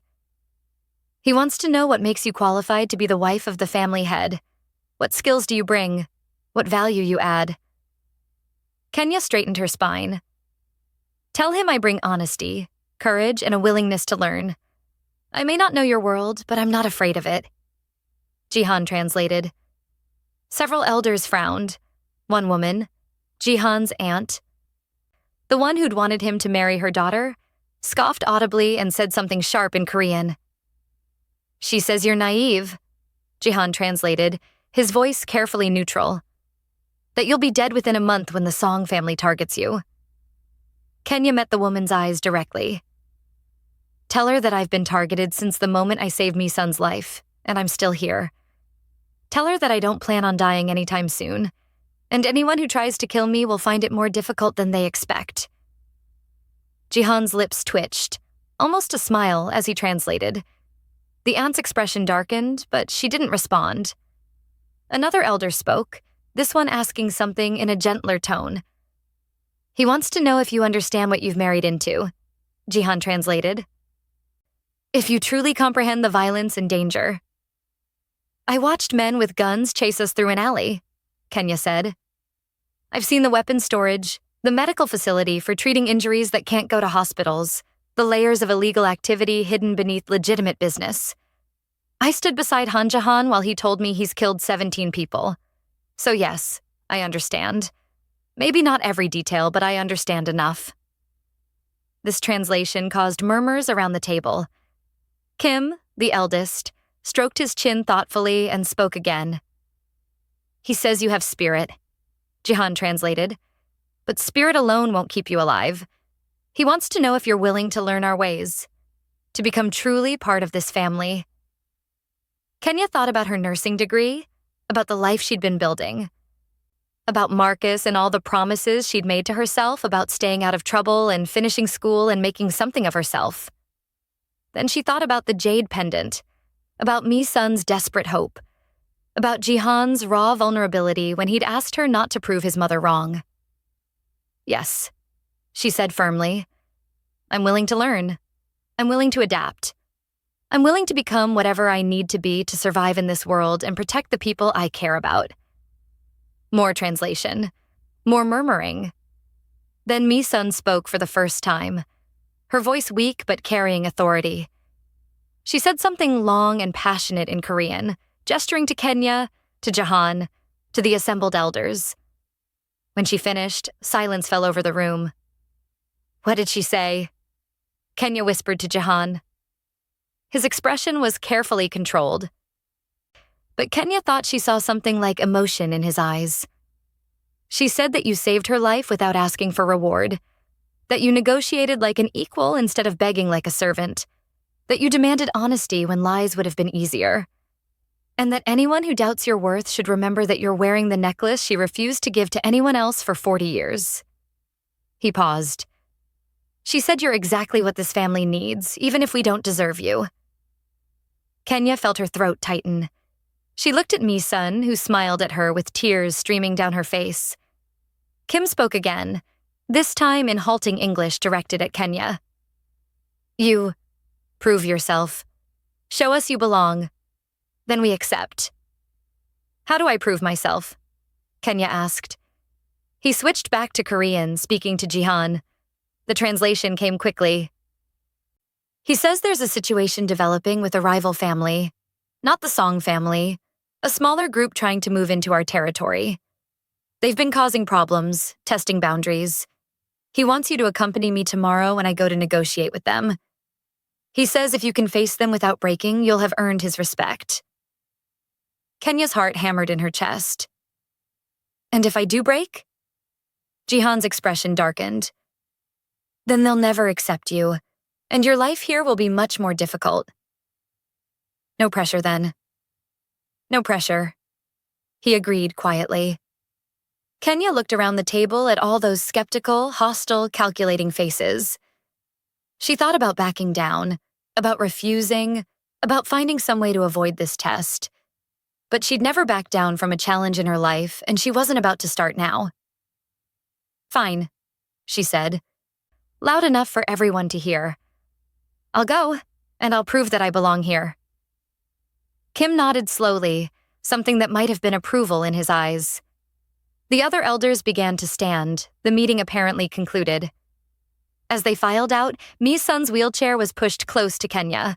The older woman reached out and took Kenya's hand, squeezing weakly. Thank you, she whispered in English, for trying. I'm not just trying, Kenya said. I'm going to succeed. Mi-sun smiled. Yes, I believe you will. That evening, Kenya found Marcus in his room, surrounded by textbooks and looking thoroughly miserable. Hey, she said, knocking on the open door. How's the studying going? It's not. I can't concentrate. He pushed his laptop away. Kay, what's happening to us? This isn't real life. This can't be our real life now. Kenya came in and sat on the edge of his bed. I know it feels that way, but we're going to get through it. Are we? Because from where I'm sitting, it looks like you're getting deeper and deeper into this world, and I don't know how we come back from that. We'll come back from it because we're stronger than this situation. Because we've survived worse. Have we?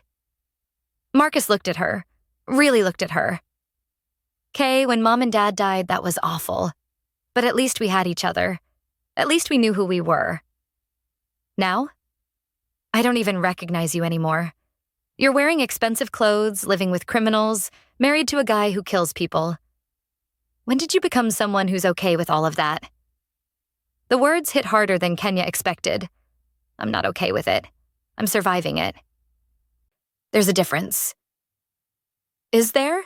Because you agreed to go with him tomorrow to face some rival family. That's not surviving, Kay. That's participating. I have to prove myself to these people if I want to keep us safe. Or you could walk away. We could both walk away. Take our chances. Kenya shook her head. You didn't see what I saw today. The scope of this organization, the reach it has. If we walk away, we'll always be looking over our shoulders. But if I can earn their trust, if I can become part of this family for real, then we're protected. Forever. And what does that cost?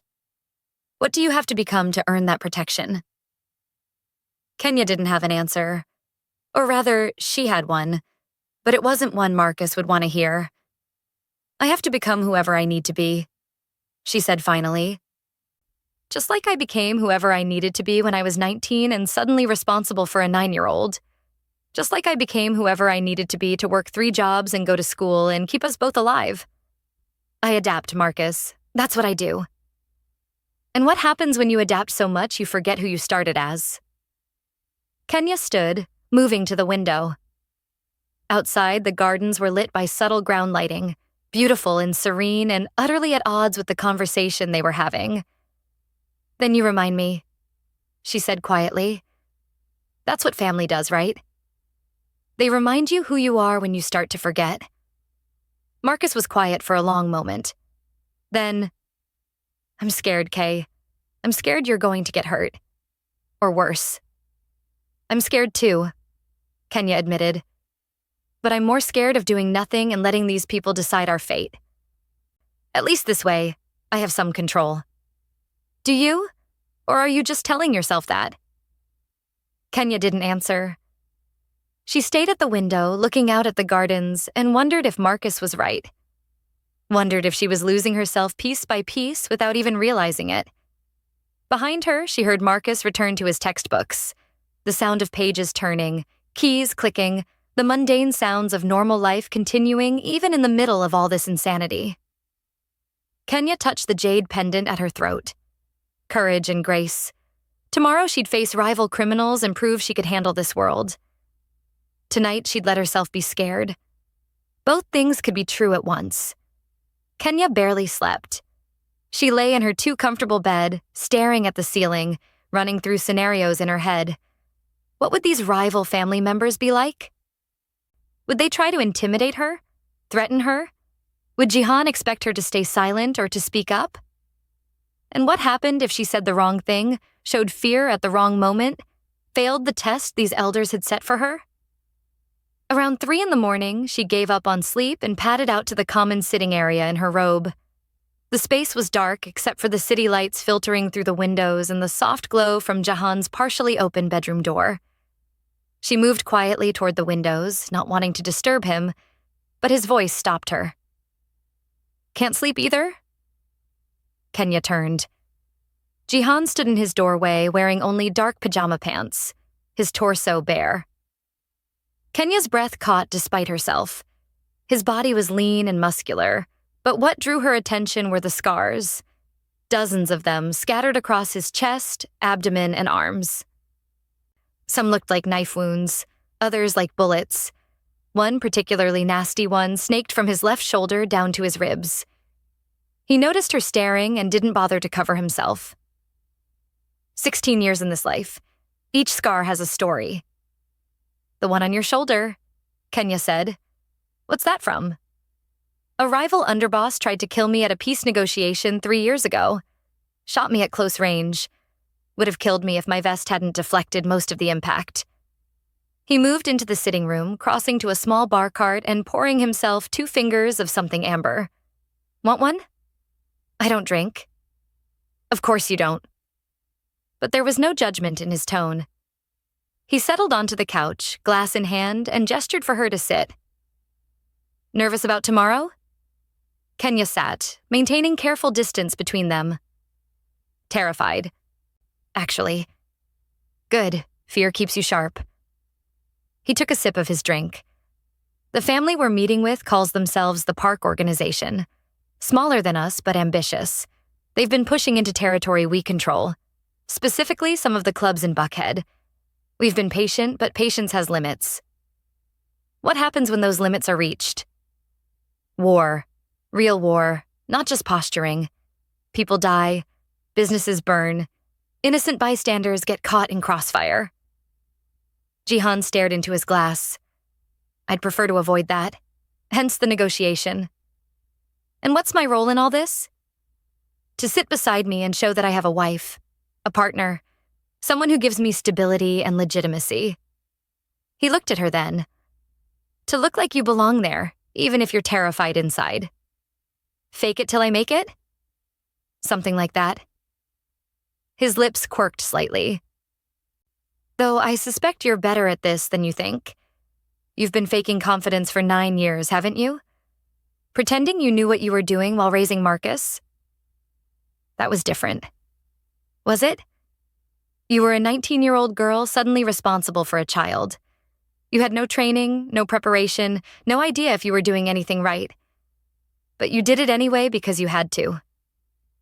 Jihan leaned forward, elbows on his knees. This is the same thing. You don't know what you're doing, you're scared, but you'll do it anyway because you have to. The only difference is the stakes. The stakes are that I might get us both killed. No. The stakes are that you might fail to impress some old men whose opinions shouldn't matter but do.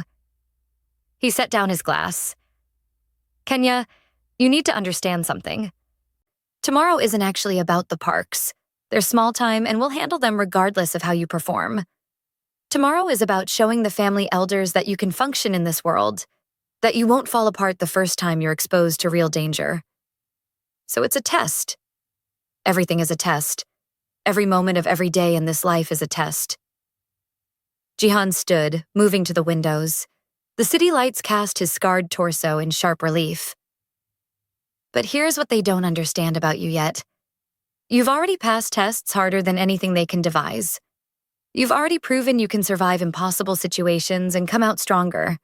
Tomorrow is just you showing them what I already know. And what's that? He turned to face her, his expression intense. That you're dangerous in your own way. Not with weapons or violence, but with something much harder to defend against. What? Authenticity, honesty. The kind of courage that doesn't come from training or experience, but from something essential in who you are. He moved closer, and Kenya had to tilt her head back to maintain eye contact. The elders think they can break you by exposing you to our world, but they don't understand that you've already been broken and rebuilt yourself. That's what raising Marcus alone did to you. It forged you into something stronger than they expect. Kenya's heart was hammering, though whether from fear or something else, she couldn't say. You sound very certain about someone you barely know. I told you, I've been studying you for 3 weeks. I know more about you than you think. He paused. I know that when Marcus had his first panic attack after your parents died, you stayed up with him for 3 nights straight because he was afraid to sleep. I know that you donated blood every 8 weeks for 2 years because the hospital paid $20 and you needed every cent. I know that you once worked a 16-hour shift at the diner with a broken toe because you couldn't afford to miss the money. I know...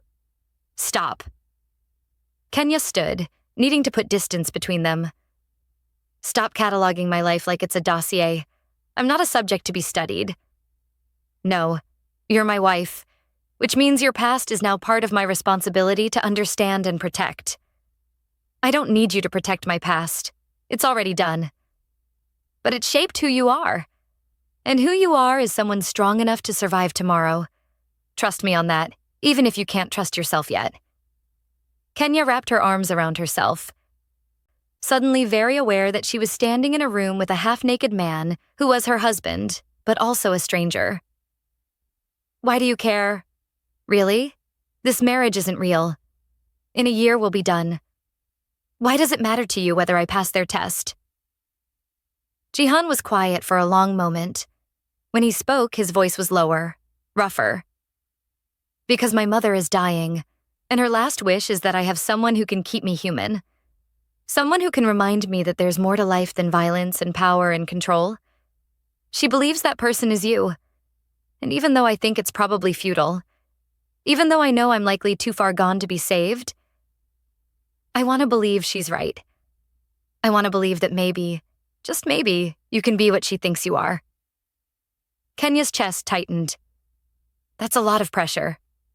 I know, I'm sorry. He turned away, heading back toward his bedroom. Get some sleep if you can. We leave at 10 tomorrow morning. Wear something professional but comfortable. And Kenya? Yeah? Don't try to be anyone but yourself tomorrow. That's all you need to be. He disappeared into his room, closing the door softly behind him, and Kenya was left alone with her racing thoughts and the image of his scarred body and the weight of expectations she wasn't sure she could meet. She went back to her room and lay down, but sleep didn't come for a long time. Morning arrived too quickly. Kenya dressed in black pants and a deep blue silk blouse that Mrs. Cho had laid out for her, paired with low heels that she could run in if necessary. The jade pendant rested against her collarbone, and she found herself touching it repeatedly, like a talisman. Jihan was already in the common area when she emerged, dressed in an immaculate charcoal suit that probably cost more than her car. He looked every inch the powerful crime boss, all sharp edges and controlled danger. Ready? He asked. No, but I'm coming anyway. That's the spirit. He handed her a phone. Not her regular phone, but something sleeker, more expensive. This is your new phone. Encrypted, untraceable, with direct lines to me and our security team. Keep it on you at all times from now on. Kenya took the phone, feeling its weight in her palm. Another symbol of how far she'd fallen into this world. What happens if I need to use it? Press and hold the red button on the side. That sends an emergency alert to every member of our security team within 5 miles. They'll come for you. No questions asked. That's comforting and terrifying in equal measure. Welcome to my world. They took the SUV again, with Jinho driving and 2 additional security vehicles following. Kenya watched the city pass by, trying to calm her racing heart. Tell me about the Parks, she said. Who are they? What do they want? Jihan shifted to face her slightly. Park Sung-min is the head. Younger than me, maybe 32, 33. Ambitious, aggressive, doesn't respect the traditional boundaries between families. His father built a small operation in the late 90s, mostly gambling and protection rackets. When his father died 2 years ago, Sung-min took over and immediately started expanding. He sees our family's current transition, my mother dying, me newly married to someone outside the traditional system, as weakness. An opportunity. So he's testing you. Yes. And by extension, testing you. He'll want to see if you're a liability or an asset. What should I do if he speaks to me directly? Answer honestly but carefully. Don't volunteer information. Don't back down from reasonable questions, but don't rise to obvious bait. Jihan's expression was serious. And if things go wrong, if violence breaks out, if someone pulls a weapon, you get behind me immediately. Understand? I'm not going to hide behind you like some damsel in distress. You are if I tell you to. Your safety is non-negotiable. His tone brooked no argument. I can handle anything they throw at us, but I can't do that if I'm worried about you getting caught in crossfire. So if things go bad, you trust me, and you do what I say. Can you do that? Kenya wanted to argue. Wanted to assert her independence. But she also wasn't stupid enough to think she could handle armed criminals with no training. Yes, she said finally. I can do that. Good. The meeting location was a warehouse in an industrial area near the airport. Kenya's heart sank when she saw it. This wasn't the kind of place where civilized negotiations happened. This was the kind of place where bodies got dumped. Jihan seemed to read her thoughts. It's neutral territory. Neither family controls it. That makes it safer, actually. If either of us started shooting here, we'd have law enforcement all over us within minutes. Again, comforting and terrifying. 3 black SUVs were already parked outside the warehouse. Armed men stood at the entrance, and more were visible inside through the partially open door. Jinho parked, and Jihan's security team emerged from their vehicles, forming a protective formation around the SUV. "Stay close," Jihan murmured to Kenya. "Don't show fear." "Fake it till I make it?" "Exactly." They walked toward the warehouse entrance, and Kenya felt every eye on her. The Park family's guards studied her with expressions ranging from curiosity to contempt. She kept her spine straight, her chin up, her hand near the jade pendant. Inside, the warehouse had been partially cleared. A long table sat in the center, surrounded by chairs. Park Sung-min stood at the far end. Young, handsome, dressed almost as well as Jihan, with an arrogant tilt to his head that immediately set Kenya's teeth on edge. He said something in Korean, addressing Jihan but looking at Kenya. His tone was mocking. Jihan's jaw tightened. "He says he's surprised I brought my new bride to a business meeting. He wonders if I've become so soft that I need my wife's permission for decisions." Kenya felt anger flash through her, hot and sharp. Before she could think better of it, she spoke directly to Park Sung-min in English. "Tell him I'm here because my husband values my counsel. And ask him if his father's widow attended meetings, or if Park's family believes women are decoration rather than partners." Jihan's eyes widened fractionally, but he translated. Park Sung-min's expression darkened, and several of his men shifted uncomfortably. Apparently, Kenya had struck a nerve. Park spoke again, longer this time, his tone sharp. "He says his mother was a traditional wife who knew her place. He questions whether you understand the world you've married into, or if you're just a naive American who will get my entire family killed with your ignorance." Kenya stepped forward before Jihan could stop her. She was done being polite, done letting these men underestimate her. "Tell him I understand this world perfectly," she said, her voice steady and clear. "I understand that men like him see opportunity in transition and mistake change for weakness. I understand that he's been pushing into territory that doesn't belong to him, hoping that my husband's marriage to an outsider means he's distracted. But here's what he doesn't understand. I'm not a distraction. I'm not a liability. And anyone who thinks they can use me to get to my husband is going to learn very quickly how wrong they are." Jihan translated, and Kenya could see satisfaction in his expression, even as he kept his face neutral. Park's expression had gone from mocking to calculating, reassessing her. Park spoke again, this time directing his words to Kenya, even though he still spoke Korean. "He says you have spirit," Jihan translated. "He wants to know if you're brave enough to hear the truth about your husband's business. The real truth, not the sanitized version you've probably been fed. Tell him to try me." What followed was 10 minutes of Park Sung-min recounting in graphic detail various crimes, murders, and brutal acts that he attributed to Jihan and the Baek family. Some of it Kenya had already heard. Some of it was new and horrifying.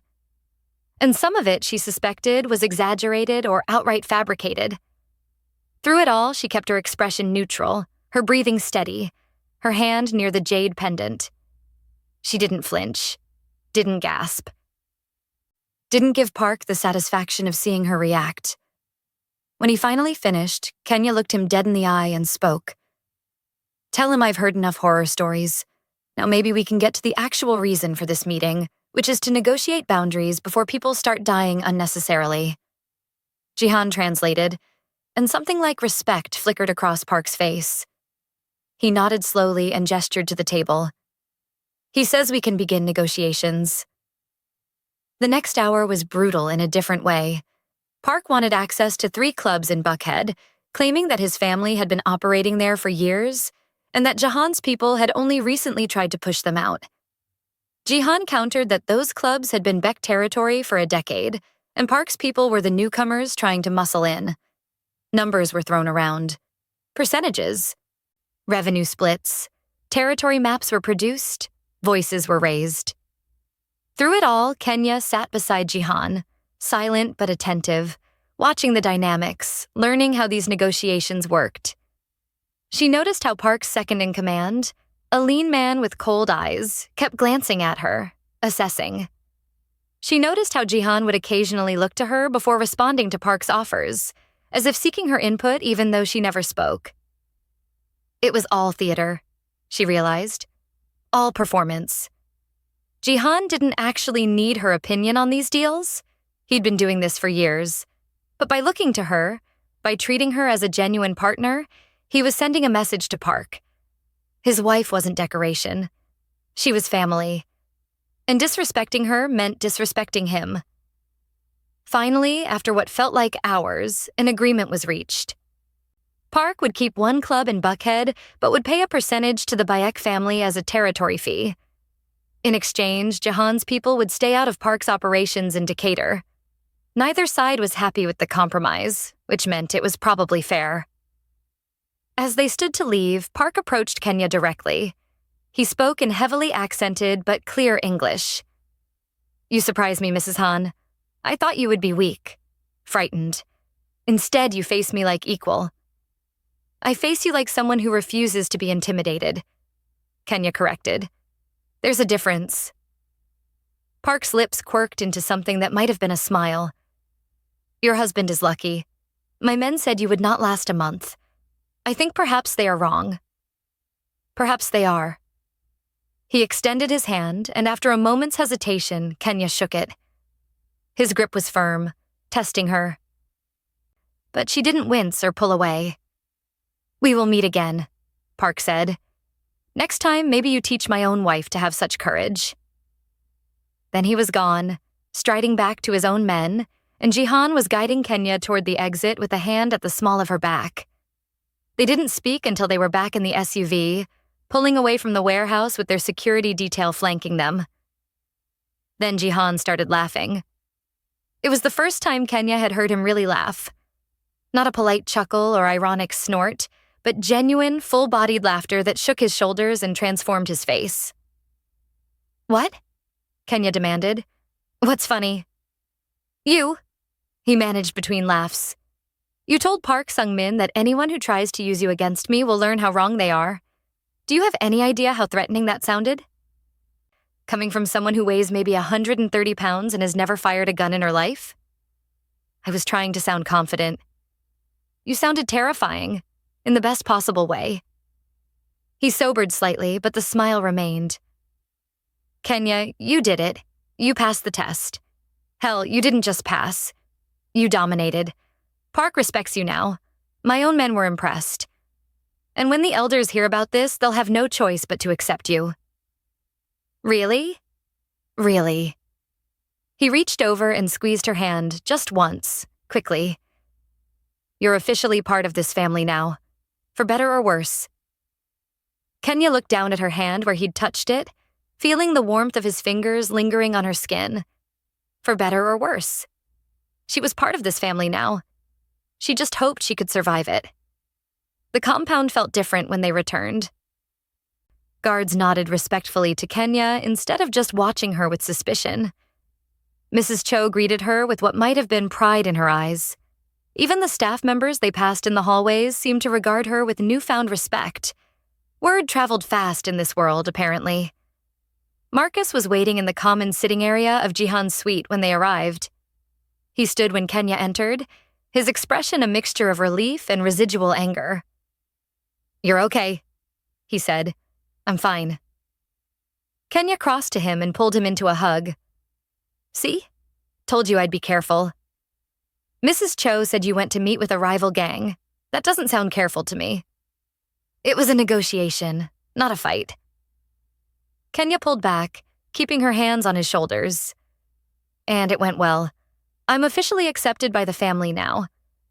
Which means we're both safer." "Safer," Marcus repeated flatly. "Right, because crime families are known for their concern about safety." Jihan cleared his throat from the doorway.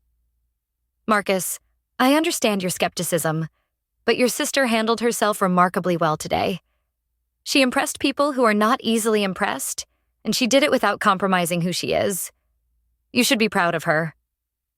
Marcus turned to look at Jihan, his jaw tight. "I'd be prouder if she didn't have to impress criminals to keep us alive." Fair enough.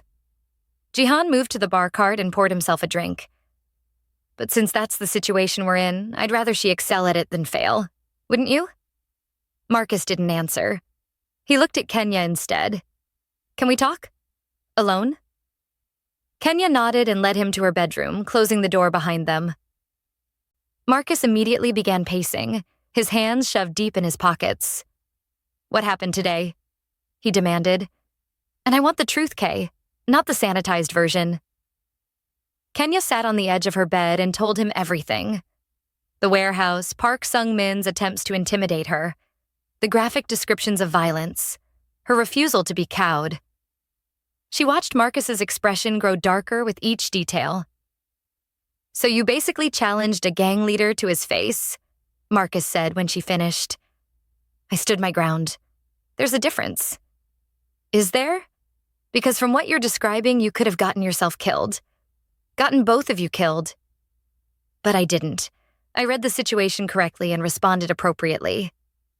Kenya stood, moving to stand in front of him. Marcus, I know this scares you. It scares me too. But I can't spend my life being afraid. We're in this situation whether we like it or not, and the only way through it is forward. Forward into what? Deeper into their world? Until you're so far in you can't remember what normal life looks like? Kenya thought about Jihan's scars, about the medical facility for treating gunshot wounds, about the casual way these people discussed violence and death.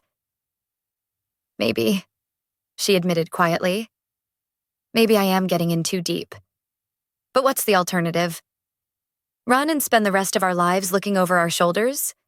Stay on the edges and hope nobody decides we're liabilities? At least this way, I have some control, some power. Do you? Or does he? Marcus jerked his head toward the door, toward where Jihan waited on the other side. Both. We're partners in this. Whether the marriage is real or not.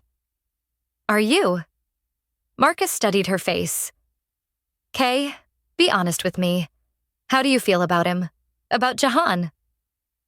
Kenya opened her mouth to give the expected answer. That it was just business, just a temporary arrangement, nothing more. But the words stuck in her throat. Because the truth was more complicated than that. Yes, Jihan was a criminal. Yes, he'd killed people. Yes, his world was violent and dangerous and everything she'd spent her life trying to avoid. But he was also intelligent, honest in his own way, protective and surprisingly vulnerable beneath all that control. And when he looked at her with those intense dark eyes, something in her chest tightened in a way that had nothing to do with fear. I don't know, she said finally. I don't know how I feel about him. He's not what I expected. And this situation is so bizarre that I can't tell what's real and what's just circumstantial proximity making me feel things I shouldn't. Marcus was quiet for a long moment. Then, just be careful, Kay. Not just physically, emotionally. Because I've seen the way he looks at you, and I've seen the way you look at him when you think nobody's watching. And I'm worried that when this year is over and you're supposed to walk away, you won't be able to. Kenya wanted to argue, wanted to insist that she was in complete control of her emotions, that she knew exactly what she was doing. But Marcus knew her too well for lies. I'll be careful, she promised. I'll try to be anyway. That's all I can ask. Marcus pulled her into another hug, this one gentler. I love you, Kay. Even when I think you're being an idiot. I love you. Love you too. Kenya squeezed him tight. Now go study or something. Didn't you have a paper due? Had. I turned it in online this morning. He pulled back with a slight smile. Got a 92, by the way. That's my genius brother. After Marcus left, Kenya stayed in her room for a while, processing the day's events.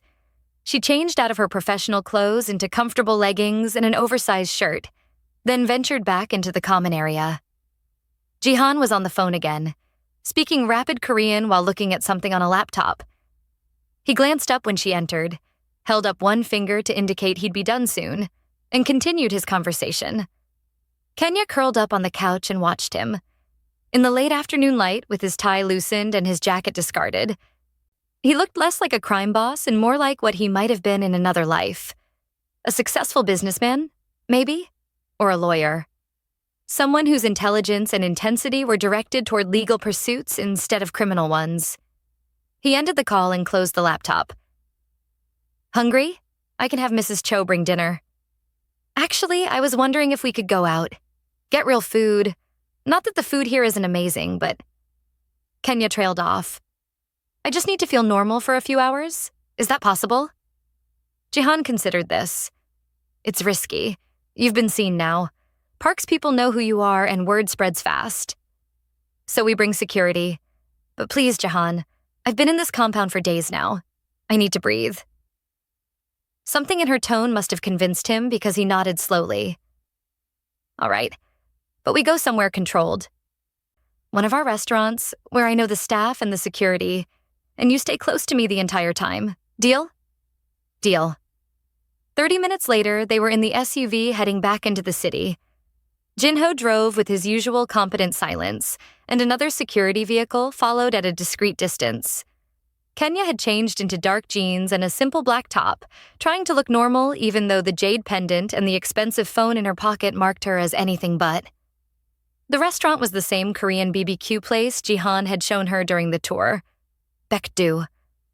It was early evening, not yet fully busy, and they were escorted to a private room in the back with walls that could close for privacy but were currently open to the main dining area.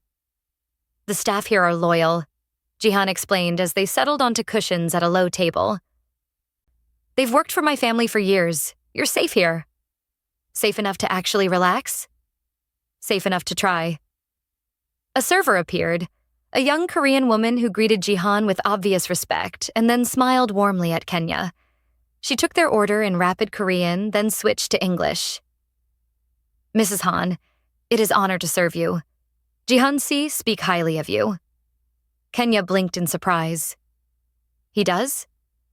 Yes. He say you have strong spirit, like his mother. The server bowed slightly. I bring best dishes for you. When she left, Kenya looked at Jihan. You talk about me to the staff? I talk about you to everyone. You're my wife. Of course people ask about you. He poured them both water from a carafe on the table. And yes, I tell them you have a strong spirit. It's true. I don't feel particularly strong most of the time. I feel like I'm barely holding it together. That's what strength looks like, Kenya. It's not fearlessness. It's being afraid and doing it anyway. The food arrived in waves. Perfectly grilled meat, fresh vegetables, banchan in small dishes, steaming rice. The server showed Kenya how to wrap the meat in lettuce leaves with garlic and sauces, and Kenya found herself actually enjoying the meal, the normalcy of eating and talking and being. Tell me something, Jihan said after a while. What would you be doing right now if none of this had happened? If you were still in your old life? Kenya thought about it. Probably studying. I had a pharmacology exam coming up next week. Or maybe picking up an extra shift at the hospital if they called. Definitely not eating at a fancy restaurant with armed guards outside. Do you miss it? Your old life? Parts of it. I miss the simplicity, the predictability, knowing what each day would look like. Kenya took a sip of water. But I don't miss the constant stress about money, or the exhaustion of working 3 jobs, or the fear that one unexpected bill would destroy everything I'd built. You won't have to worry about money again. Not after this year is over. No, but I'll have other things to worry about instead. Like whether I've compromised myself too much, whether I can go back to being the person I was. Jihan was quiet for a moment, his chopsticks still. Can I tell you something I've never told anyone? Yes. Sometimes I wonder the same thing. If I could go back, really go back, to before my father died, before I became who I am now, would I even recognize that version of myself? Or have I changed so fundamentally that the boy I was is essentially dead? Kenya studied his face, seeing the vulnerability there. What do you think? I think that boy is dead. I think I killed him the day I shot my father's murderer. And maybe that's what my mother sees when she looks at me? Maybe that's why she's so desperate to find someone who can remind me that I'm still human underneath all the violence and control? You are still human, Jihan. Humans are complicated. We can be violent and gentle, strong and vulnerable, good and bad all at once. Is that what you are? All those things at once? I'm trying to be. I'm trying to figure out who I am when everything I thought I knew about myself has been stripped away. Jihan reached across the table and took her hand. The gesture was sudden, unexpected, but Kenya didn't pull away. His hand was warm, his grip firm but not constraining. Then figure it out with me, he said quietly. We're both lost in our own ways. Maybe we can find our way together, even if it's only for a year. Kenya's heart hammered. This was dangerous territory. Emotional entanglement with a man she was supposed to leave, in a world she was supposed to escape. But Marcus's words echoed in her head. I've seen the way he looks at you, and I've seen the way you look at him. Okay, she whispered. We'll figure it out together. They finished their meal in comfortable silence, hands still clasped across the table, both of them aware that something had shifted between them, but neither quite ready to name it. The attack came as they were leaving the restaurant. One moment, Kenya was walking beside Jihan toward the SUV, her hand still tingling from where he'd held it. The next, tires were squealing, car doors were slamming, and Jinho was shouting in Korean. Jihan moved faster than Kenya would have thought possible. His arm wrapped around her waist, and he was pulling her behind a parked car just as the first gunshot rang out. The sound was deafening. Glass shattered somewhere behind them. More shouting in Korean. Return fire from their security team. Kenya's nursing training kicked in automatically. Stay low. Assess for injuries. Look for escape routes. Are you hit? Jihan demanded, his body covering hers, pressing her against the car's rear tire. No, are you? No. He had a gun in his hand. Kenya hadn't even seen him draw it. Stay down. Don't move unless I tell you to move. More gunshots. Kenya counted at least 3 different weapons by the sound. She heard someone scream. Pain. Not fear. Then running footsteps. Jihan was speaking into a phone, rapid Korean that Kenya couldn't follow. She could feel his heart hammering against her back where he pressed against her, could feel the tension in every line of his body. How many? He barked in English, apparently getting a report from his security team. The response came in Korean. Jihan cursed, something sharp and vicious. What's happening? Kenya whispered. 4 attackers, 2 down. The others ran when our backup arrived. He shifted slightly, gun still raised, eyes scanning. Song family. Has to be. They're not letting this go. People are hurt. I can help? No. His grip tightened on her. You stay exactly where you are until I know it's clear. 2 minutes felt like 2 hours. Finally, Jinho appeared around the car. Gun drawn but lowered. He spoke to Jihan in Korean, and Jihan's shoulders relaxed fractionally. Clear, he said to Kenya, but move fast. We're getting you out of here now. He pulled her to her feet and half-dragged, half-carried her to the SUV. She caught a glimpse of the scene. 2 bodies on the pavement, restaurant staff huddled inside the windows, bullet holes in the brick wall behind where they'd been standing. They could have died. If Jihan hadn't moved so fast, if his security hadn't been in position, if any number of variables had been different, they could have died. Kenya's hand started shaking as the adrenaline began to fade. Jihan noticed immediately. Breathe, he commanded, his own hands perfectly steady as he helped her into the vehicle. Deep breaths. You're safe now. Those men are dead or captured. Not your concern. Someone could need medical attention. Our people will handle it. Your only job right now is to breathe and stay conscious. Can you do that? Kenya nodded, though her vision was starting to tunnel. Shock. Some distant part of her brain diagnosed. Her body's response to trauma. Jihan seemed to recognize it too. He pulled her against his chest, one hand cradling the back of her head, the other wrapped around her back. "Stay with me," he murmured. "Focus on my voice. You're safe, I've got you. Nothing's going to hurt you." Kenya pressed her face against his shirt, breathing in his scent, expensive cologne mixed with gunpowder and fear. She could feel his heart still racing, could feel the tension that hadn't left his body despite his calm words. "You covered me," she whispered. "You put yourself between me and the shooters." "Of course I did. You could have been killed. But I wasn't, and neither were you. That's all that matters." The drive back to the compound was a blur. Kenya stayed pressed against Jihan's chest, his arms around her, his voice low and steady in her ear as he spoke to people on his phone, coordinating responses, gathering information. When they finally arrived, Misun was waiting in her wheelchair, her face pale but determined. She said something urgent in Korean when she saw them. "She wants to know if you're hurt," Jihan translated. "I'm fine, just shaken." Misun reached out and took Kenya's hand, squeezing with surprising strength. She spoke again, longer this time, her eyes fierce. Jihan's expression tightened as he translated. "She says this is her fault. That she should have predicted the Song family would escalate. She apologizes for putting you in danger." Kenya knelt beside the wheelchair, bringing herself eye level with Misun. "This isn't your fault. You didn't pull those triggers, and I'm okay. I'm still here." Misun touched Kenya's face gently, then looked at her son and spoke in Korean. Whatever she said made Jihan's jaw clench. "What?" Kenya asked. "What did she say?"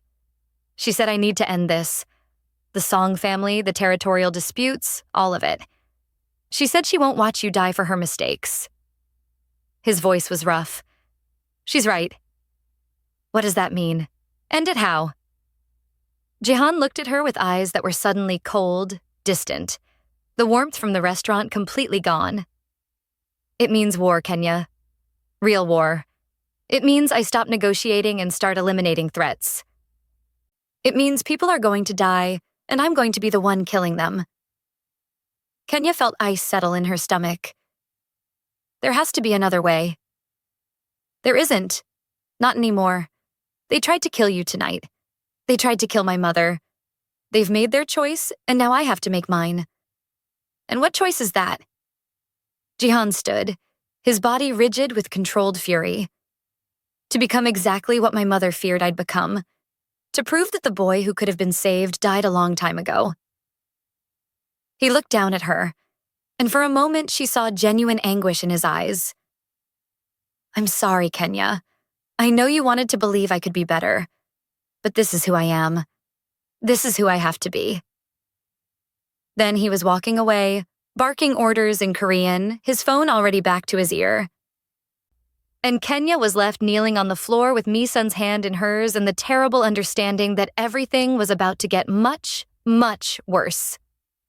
Kenya didn't see Jihan for the rest of that night. Mrs. Cho escorted her back to the suite, brought her tea that Kenya didn't drink, and left her alone with her racing thoughts and the phantom sound of gunshots echoing in her ears. She tried calling Marcus, but his phone went straight to voicemail. Panic spiked until she got a text from one of the security guards. "Marcus is secure. Sleeping. Don't worry." But worrying was all Kenya could do. She paced the common area, replaying the attack in her head. The speed with which Jihan had moved. The weight of his body covering hers. The cold fury in his eyes when he'd said people were going to die. Around 2 a.m, the suite door opened. Jihan entered and Kenya's breath caught. His shirt was gone, replaced by a simple black t-shirt. His hands were bruised, knuckles split and bleeding. There was a cut above his eyebrow that someone had butterflied closed but hadn't properly cleaned. And his eyes. God, his eyes looked haunted. "What happened?" Kenya demanded, moving toward him. "Are you hurt? Let me see." "I'm fine." His voice was flat, empty. "You're bleeding." I said I'm fine. But he didn't pull away when she took his hand, examining his knuckles with her nursing student's trained eye. You need these cleaned and properly bandaged. Sit down. Kenya, sit down. She used the voice she'd developed working with difficult patients, the one that brooked no argument. To her surprise, Jihan sat on the couch. Kenya disappeared into her bathroom and returned with the first aid kit she'd found there days ago. She knelt in front of him and began cleaning his knuckles with antiseptic. He hissed slightly at the sting but didn't pull away. "What did you do?" Kenya asked quietly, dabbing blood from his split skin. "Where did you go?" "To send a message, to make it clear that attacking my family has consequences." His voice was still flat, mechanical. "I found the Song family member who ordered tonight's attack. I made him tell me who else was involved. Then I made sure he couldn't give any more orders." Kenya's hands stilled. "You killed him?" "Yes." "With your hands? Is that why your knuckles are destroyed?" "Partially. I wanted him to feel it. Wanted him to understand exactly what he'd done wrong before he died." Kenya's stomach churned. But she forced herself to keep working, wrapping his knuckles with gauze. "How many people died tonight?" "4 of theirs during the attack. 3 more that I dealt with personally after. 7 total." He watched her hands on his. "Does that horrify you?" "Yes." "But you're still here, still touching me.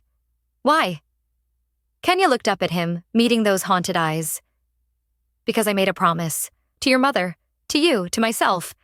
I said I'd see this through, and I meant it." She moved to the cut above his eyebrow, cleaning it gently. "Also because I think you're not nearly as okay with what you did tonight as you're pretending to be." Something cracked in his expression. "I've killed 17 people, now 24. You'd think I'd be used to it by now." "Maybe you're not supposed to get used to it. Maybe the fact that it still affects you means you're not as lost as you think you are. Or maybe it just means I'm weak. It means you're human." Kenya finished with the butterfly bandage and sat back on her heels. "Jihan, what you did tonight. I'm not going to pretend I understand it or that I'm okay with it. But I also understand that in your world, there are different rules, different necessities. Don't make excuses for me." "I'm not. I'm just trying to understand who you are. All of who you are, including the parts that scare me." Jihan reached out and touched her face, his bandaged hand gentle despite the violence it had committed hours ago. "You should run from me, Kenya. You should be packing your bags right now, taking Marcus, and getting as far from here as possible. We've already established I can't run. Not safely. So you're trapped here, with a monster." Kenya covered his hand with hers, holding it against her cheek. "I don't think you're a monster. I think you're a man who's had to make impossible choices in an impossible world. And I think you're drowning in those choices, trying to be what your family needs while losing pieces of yourself." Poetic, but ultimately meaningless. I am what I am, Kenya. Tonight proved that. Tonight proved that you'll protect the people you care about no matter the cost. That's not the same as being a monster. Jihan's thumb traced over her cheekbone, and Kenya felt her breath catch. They were so close, his face just inches from hers, his eyes searching her face for something she didn't understand. "I care about you," he said quietly. "I know I shouldn't. I know this marriage is temporary. That you're only here because circumstances forced you. But somewhere between you throwing that coffee and you standing up to Park Sung-min and you refusing to run from me even when you should, I started caring about you. Really caring. And that terrifies me more than anything the Song family could do." Kenya's heart hammered. "Jihan, don't say anything. Not yet." He leaned forward, his forehead resting against hers. "Just let me have this moment. Let me pretend that someone like you could actually want someone like me. That this could be real instead of just a business arrangement that's going to end in a year." Kenya closed her eyes, feeling the warmth of his breath against her lips, feeling the tremor in his hand where it cupped her face. This was dangerous. This was emotional territory she'd promised herself she wouldn't enter. But Marcus had been right. She'd been lying to herself about what she felt. What if I did want you? She whispered. What if somewhere in all this insanity I started feeling things I wasn't supposed to feel? Jihan pulled back enough to look at her, his eyes wide with something that looked almost like hope. Do you? I don't know. Maybe. I can't tell what's real and what's just proximity and adrenaline and the intensity of this situation. Kenya opened her eyes, meeting his gaze directly. But I know that when you covered my body with yours tonight, I wasn't just grateful you saved me. I was terrified something would happen to you. And I know that right now, looking at you like this, I want... She trailed off, not sure how to finish that sentence. Jihan finished it for her. You want this to be real? Yes, Kenya admitted. God help me, yes. For a long moment, they just looked at each other, the weight of that confession hanging between them. Then Jihan moved, closing the last few inches between them, and pressed his lips to hers. The kiss was nothing like the chaste one at their wedding. This was desperate, hungry, full of all the fear and fury and confusion of the past few days. Kenya's hands came up to his shoulders, pulling him closer, and Jihan's arms wrapped around her waist, lifting her slightly as he deepened the kiss. Kenya had been kissed before. Awkward teenage kisses. A few relationships in her early 20s that had fizzled out under the pressure of her responsibilities. But nothing had felt like this. Nothing had consumed her like this, making her forget where she ended and he began. When they finally broke apart, both breathing hard, Jihan rested his forehead against hers again. This is a terrible idea, he murmured. The worst, Kenya agreed. You're going to leave in a year.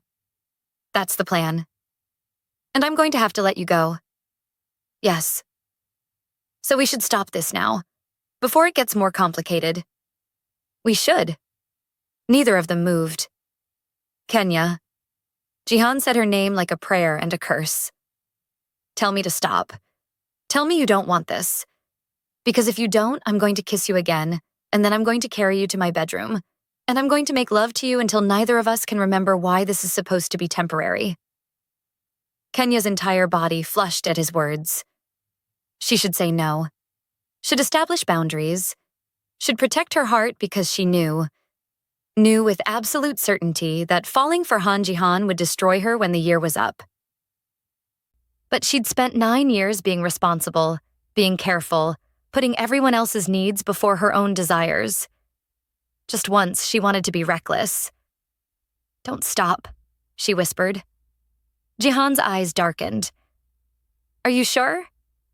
No, but I want this anyway. That was all the permission he needed.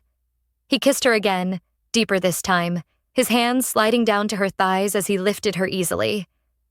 Kenya wrapped her legs around his waist, her arms around his neck, surrendering to the heat building between them. He carried her to his bedroom, the one she'd never entered, and laid her on sheets that smelled like him. The room was dark except for city lights filtering through the windows, casting everything in shadow and silver. If you want to stop at any point, Jihan said, his voice rough as he braced himself above her.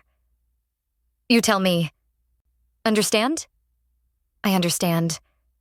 I need to hear you say it. I need to know you're choosing this. Kenya looked up at him. This beautiful, broken, dangerous man who'd killed 7 people tonight and was now touching her like she was something precious. I'm choosing this. I'm choosing you. For tonight, at least. For tonight, Jihan agreed.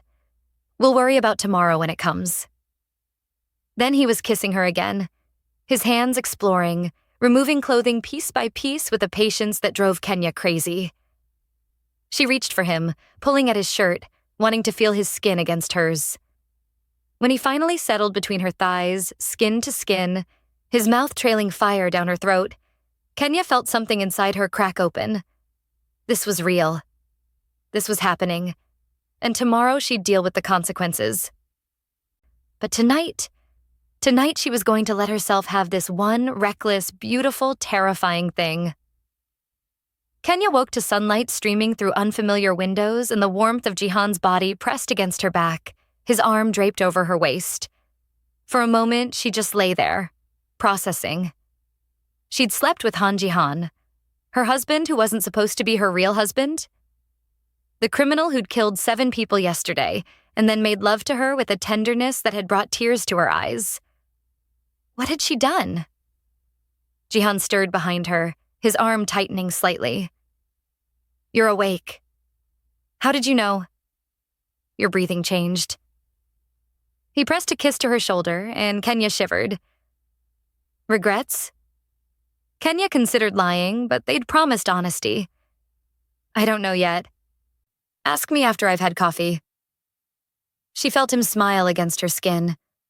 Fair enough. They lay in silence for a few more minutes, neither quite ready to face reality. Then Jihan's phone buzzed on the nightstand. Once, twice, 3 times in rapid succession. He sighed and reached for it, his arm leaving her waist. Kenya immediately felt the loss of warmth. I need to take this, he said after glancing at the screen. Song family is responding to last night. I have to coordinate with our people. Do what you need to do. Jihan hesitated, then leaned over and kissed her. Soft, sweet. Nothing like the desperate kisses of last night. We'll talk later. About this, about what it means.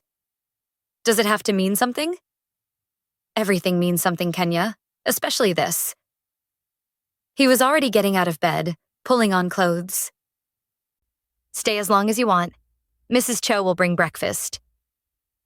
Then he was gone, phone already to his ear, and Kenya was alone in his bed with rumpled sheets and the scent of him on her skin and absolutely no idea what happened next. She stayed for another 10 minutes, then forced herself to get up and return to her own room. She showered for a long time, trying to wash away the confusion and the guilt and the lingering sensation of his hands on her body. When she emerged, dressed in jeans and a comfortable sweater, Marcus was waiting in the common area. We need to talk, he said. Kenya's stomach sank. About what? About the fact that you didn't come back to your room last night. About the fact that I saw Jihan leave his bedroom this morning looking like... Marcus shook his head. Kay, tell me you didn't sleep with him. Kenya couldn't lie to her brother. She'd never been able to. I did. Jesus, Kay. Marcus stood, pacing. What were you thinking? I wasn't thinking. That's the problem. No, the problem is that you're falling for him. The problem is that you're forgetting this is supposed to be temporary. The problem is that in a year when we're supposed to walk away clean, you're not going to be able to, because you'll have given him pieces of yourself you can't get back. I know, Kenya said quietly. I know all of that. But Marcus, I'm 28 years old. For 9 years, I've put everything on hold. Relationships, desires, any kind of personal life. Because I was focused on keeping us afloat and getting you through school. And now I'm in this impossible situation with a man who's complicated and dangerous and probably terrible for me, but who also makes me feel things I haven't let myself feel in years. So, yes, maybe I'm making a mistake. Maybe I'm going to regret this. But for once, just once, I wanted something for myself. Marcus stopped pacing, his expression softening slightly. I get that. I do.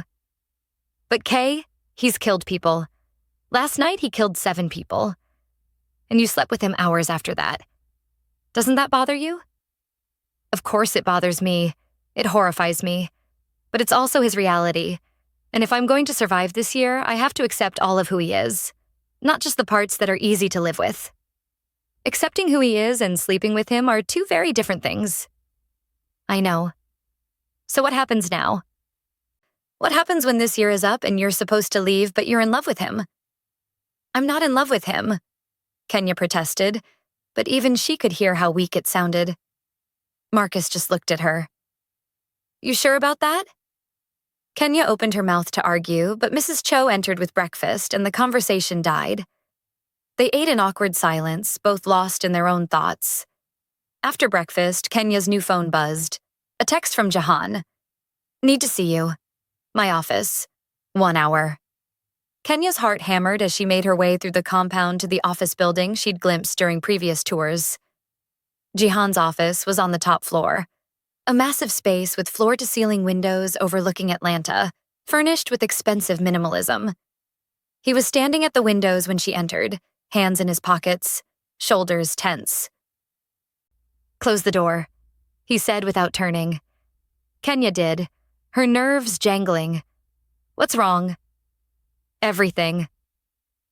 He turned to face her, and Kenya saw exhaustion in every line of his face. "The Song family has declared open war. They're moving against our operations across the city. 3 of our clubs were hit last night. 2 of our warehouses burned. 5 of our people are dead. 8 wounded." Kenya felt the air leave her lungs. "Because of what you did?" "Because of what I did. Because they can't let that kind of retaliation stand without responding. Because this is how our world works. Violence answered with violence until someone is completely destroyed." He moved toward her. "Kenya, I need you to understand something. This is going to get worse before it gets better. Much worse. And you're going to see things. Hear things. Be exposed to things that you shouldn't have to witness." "I know."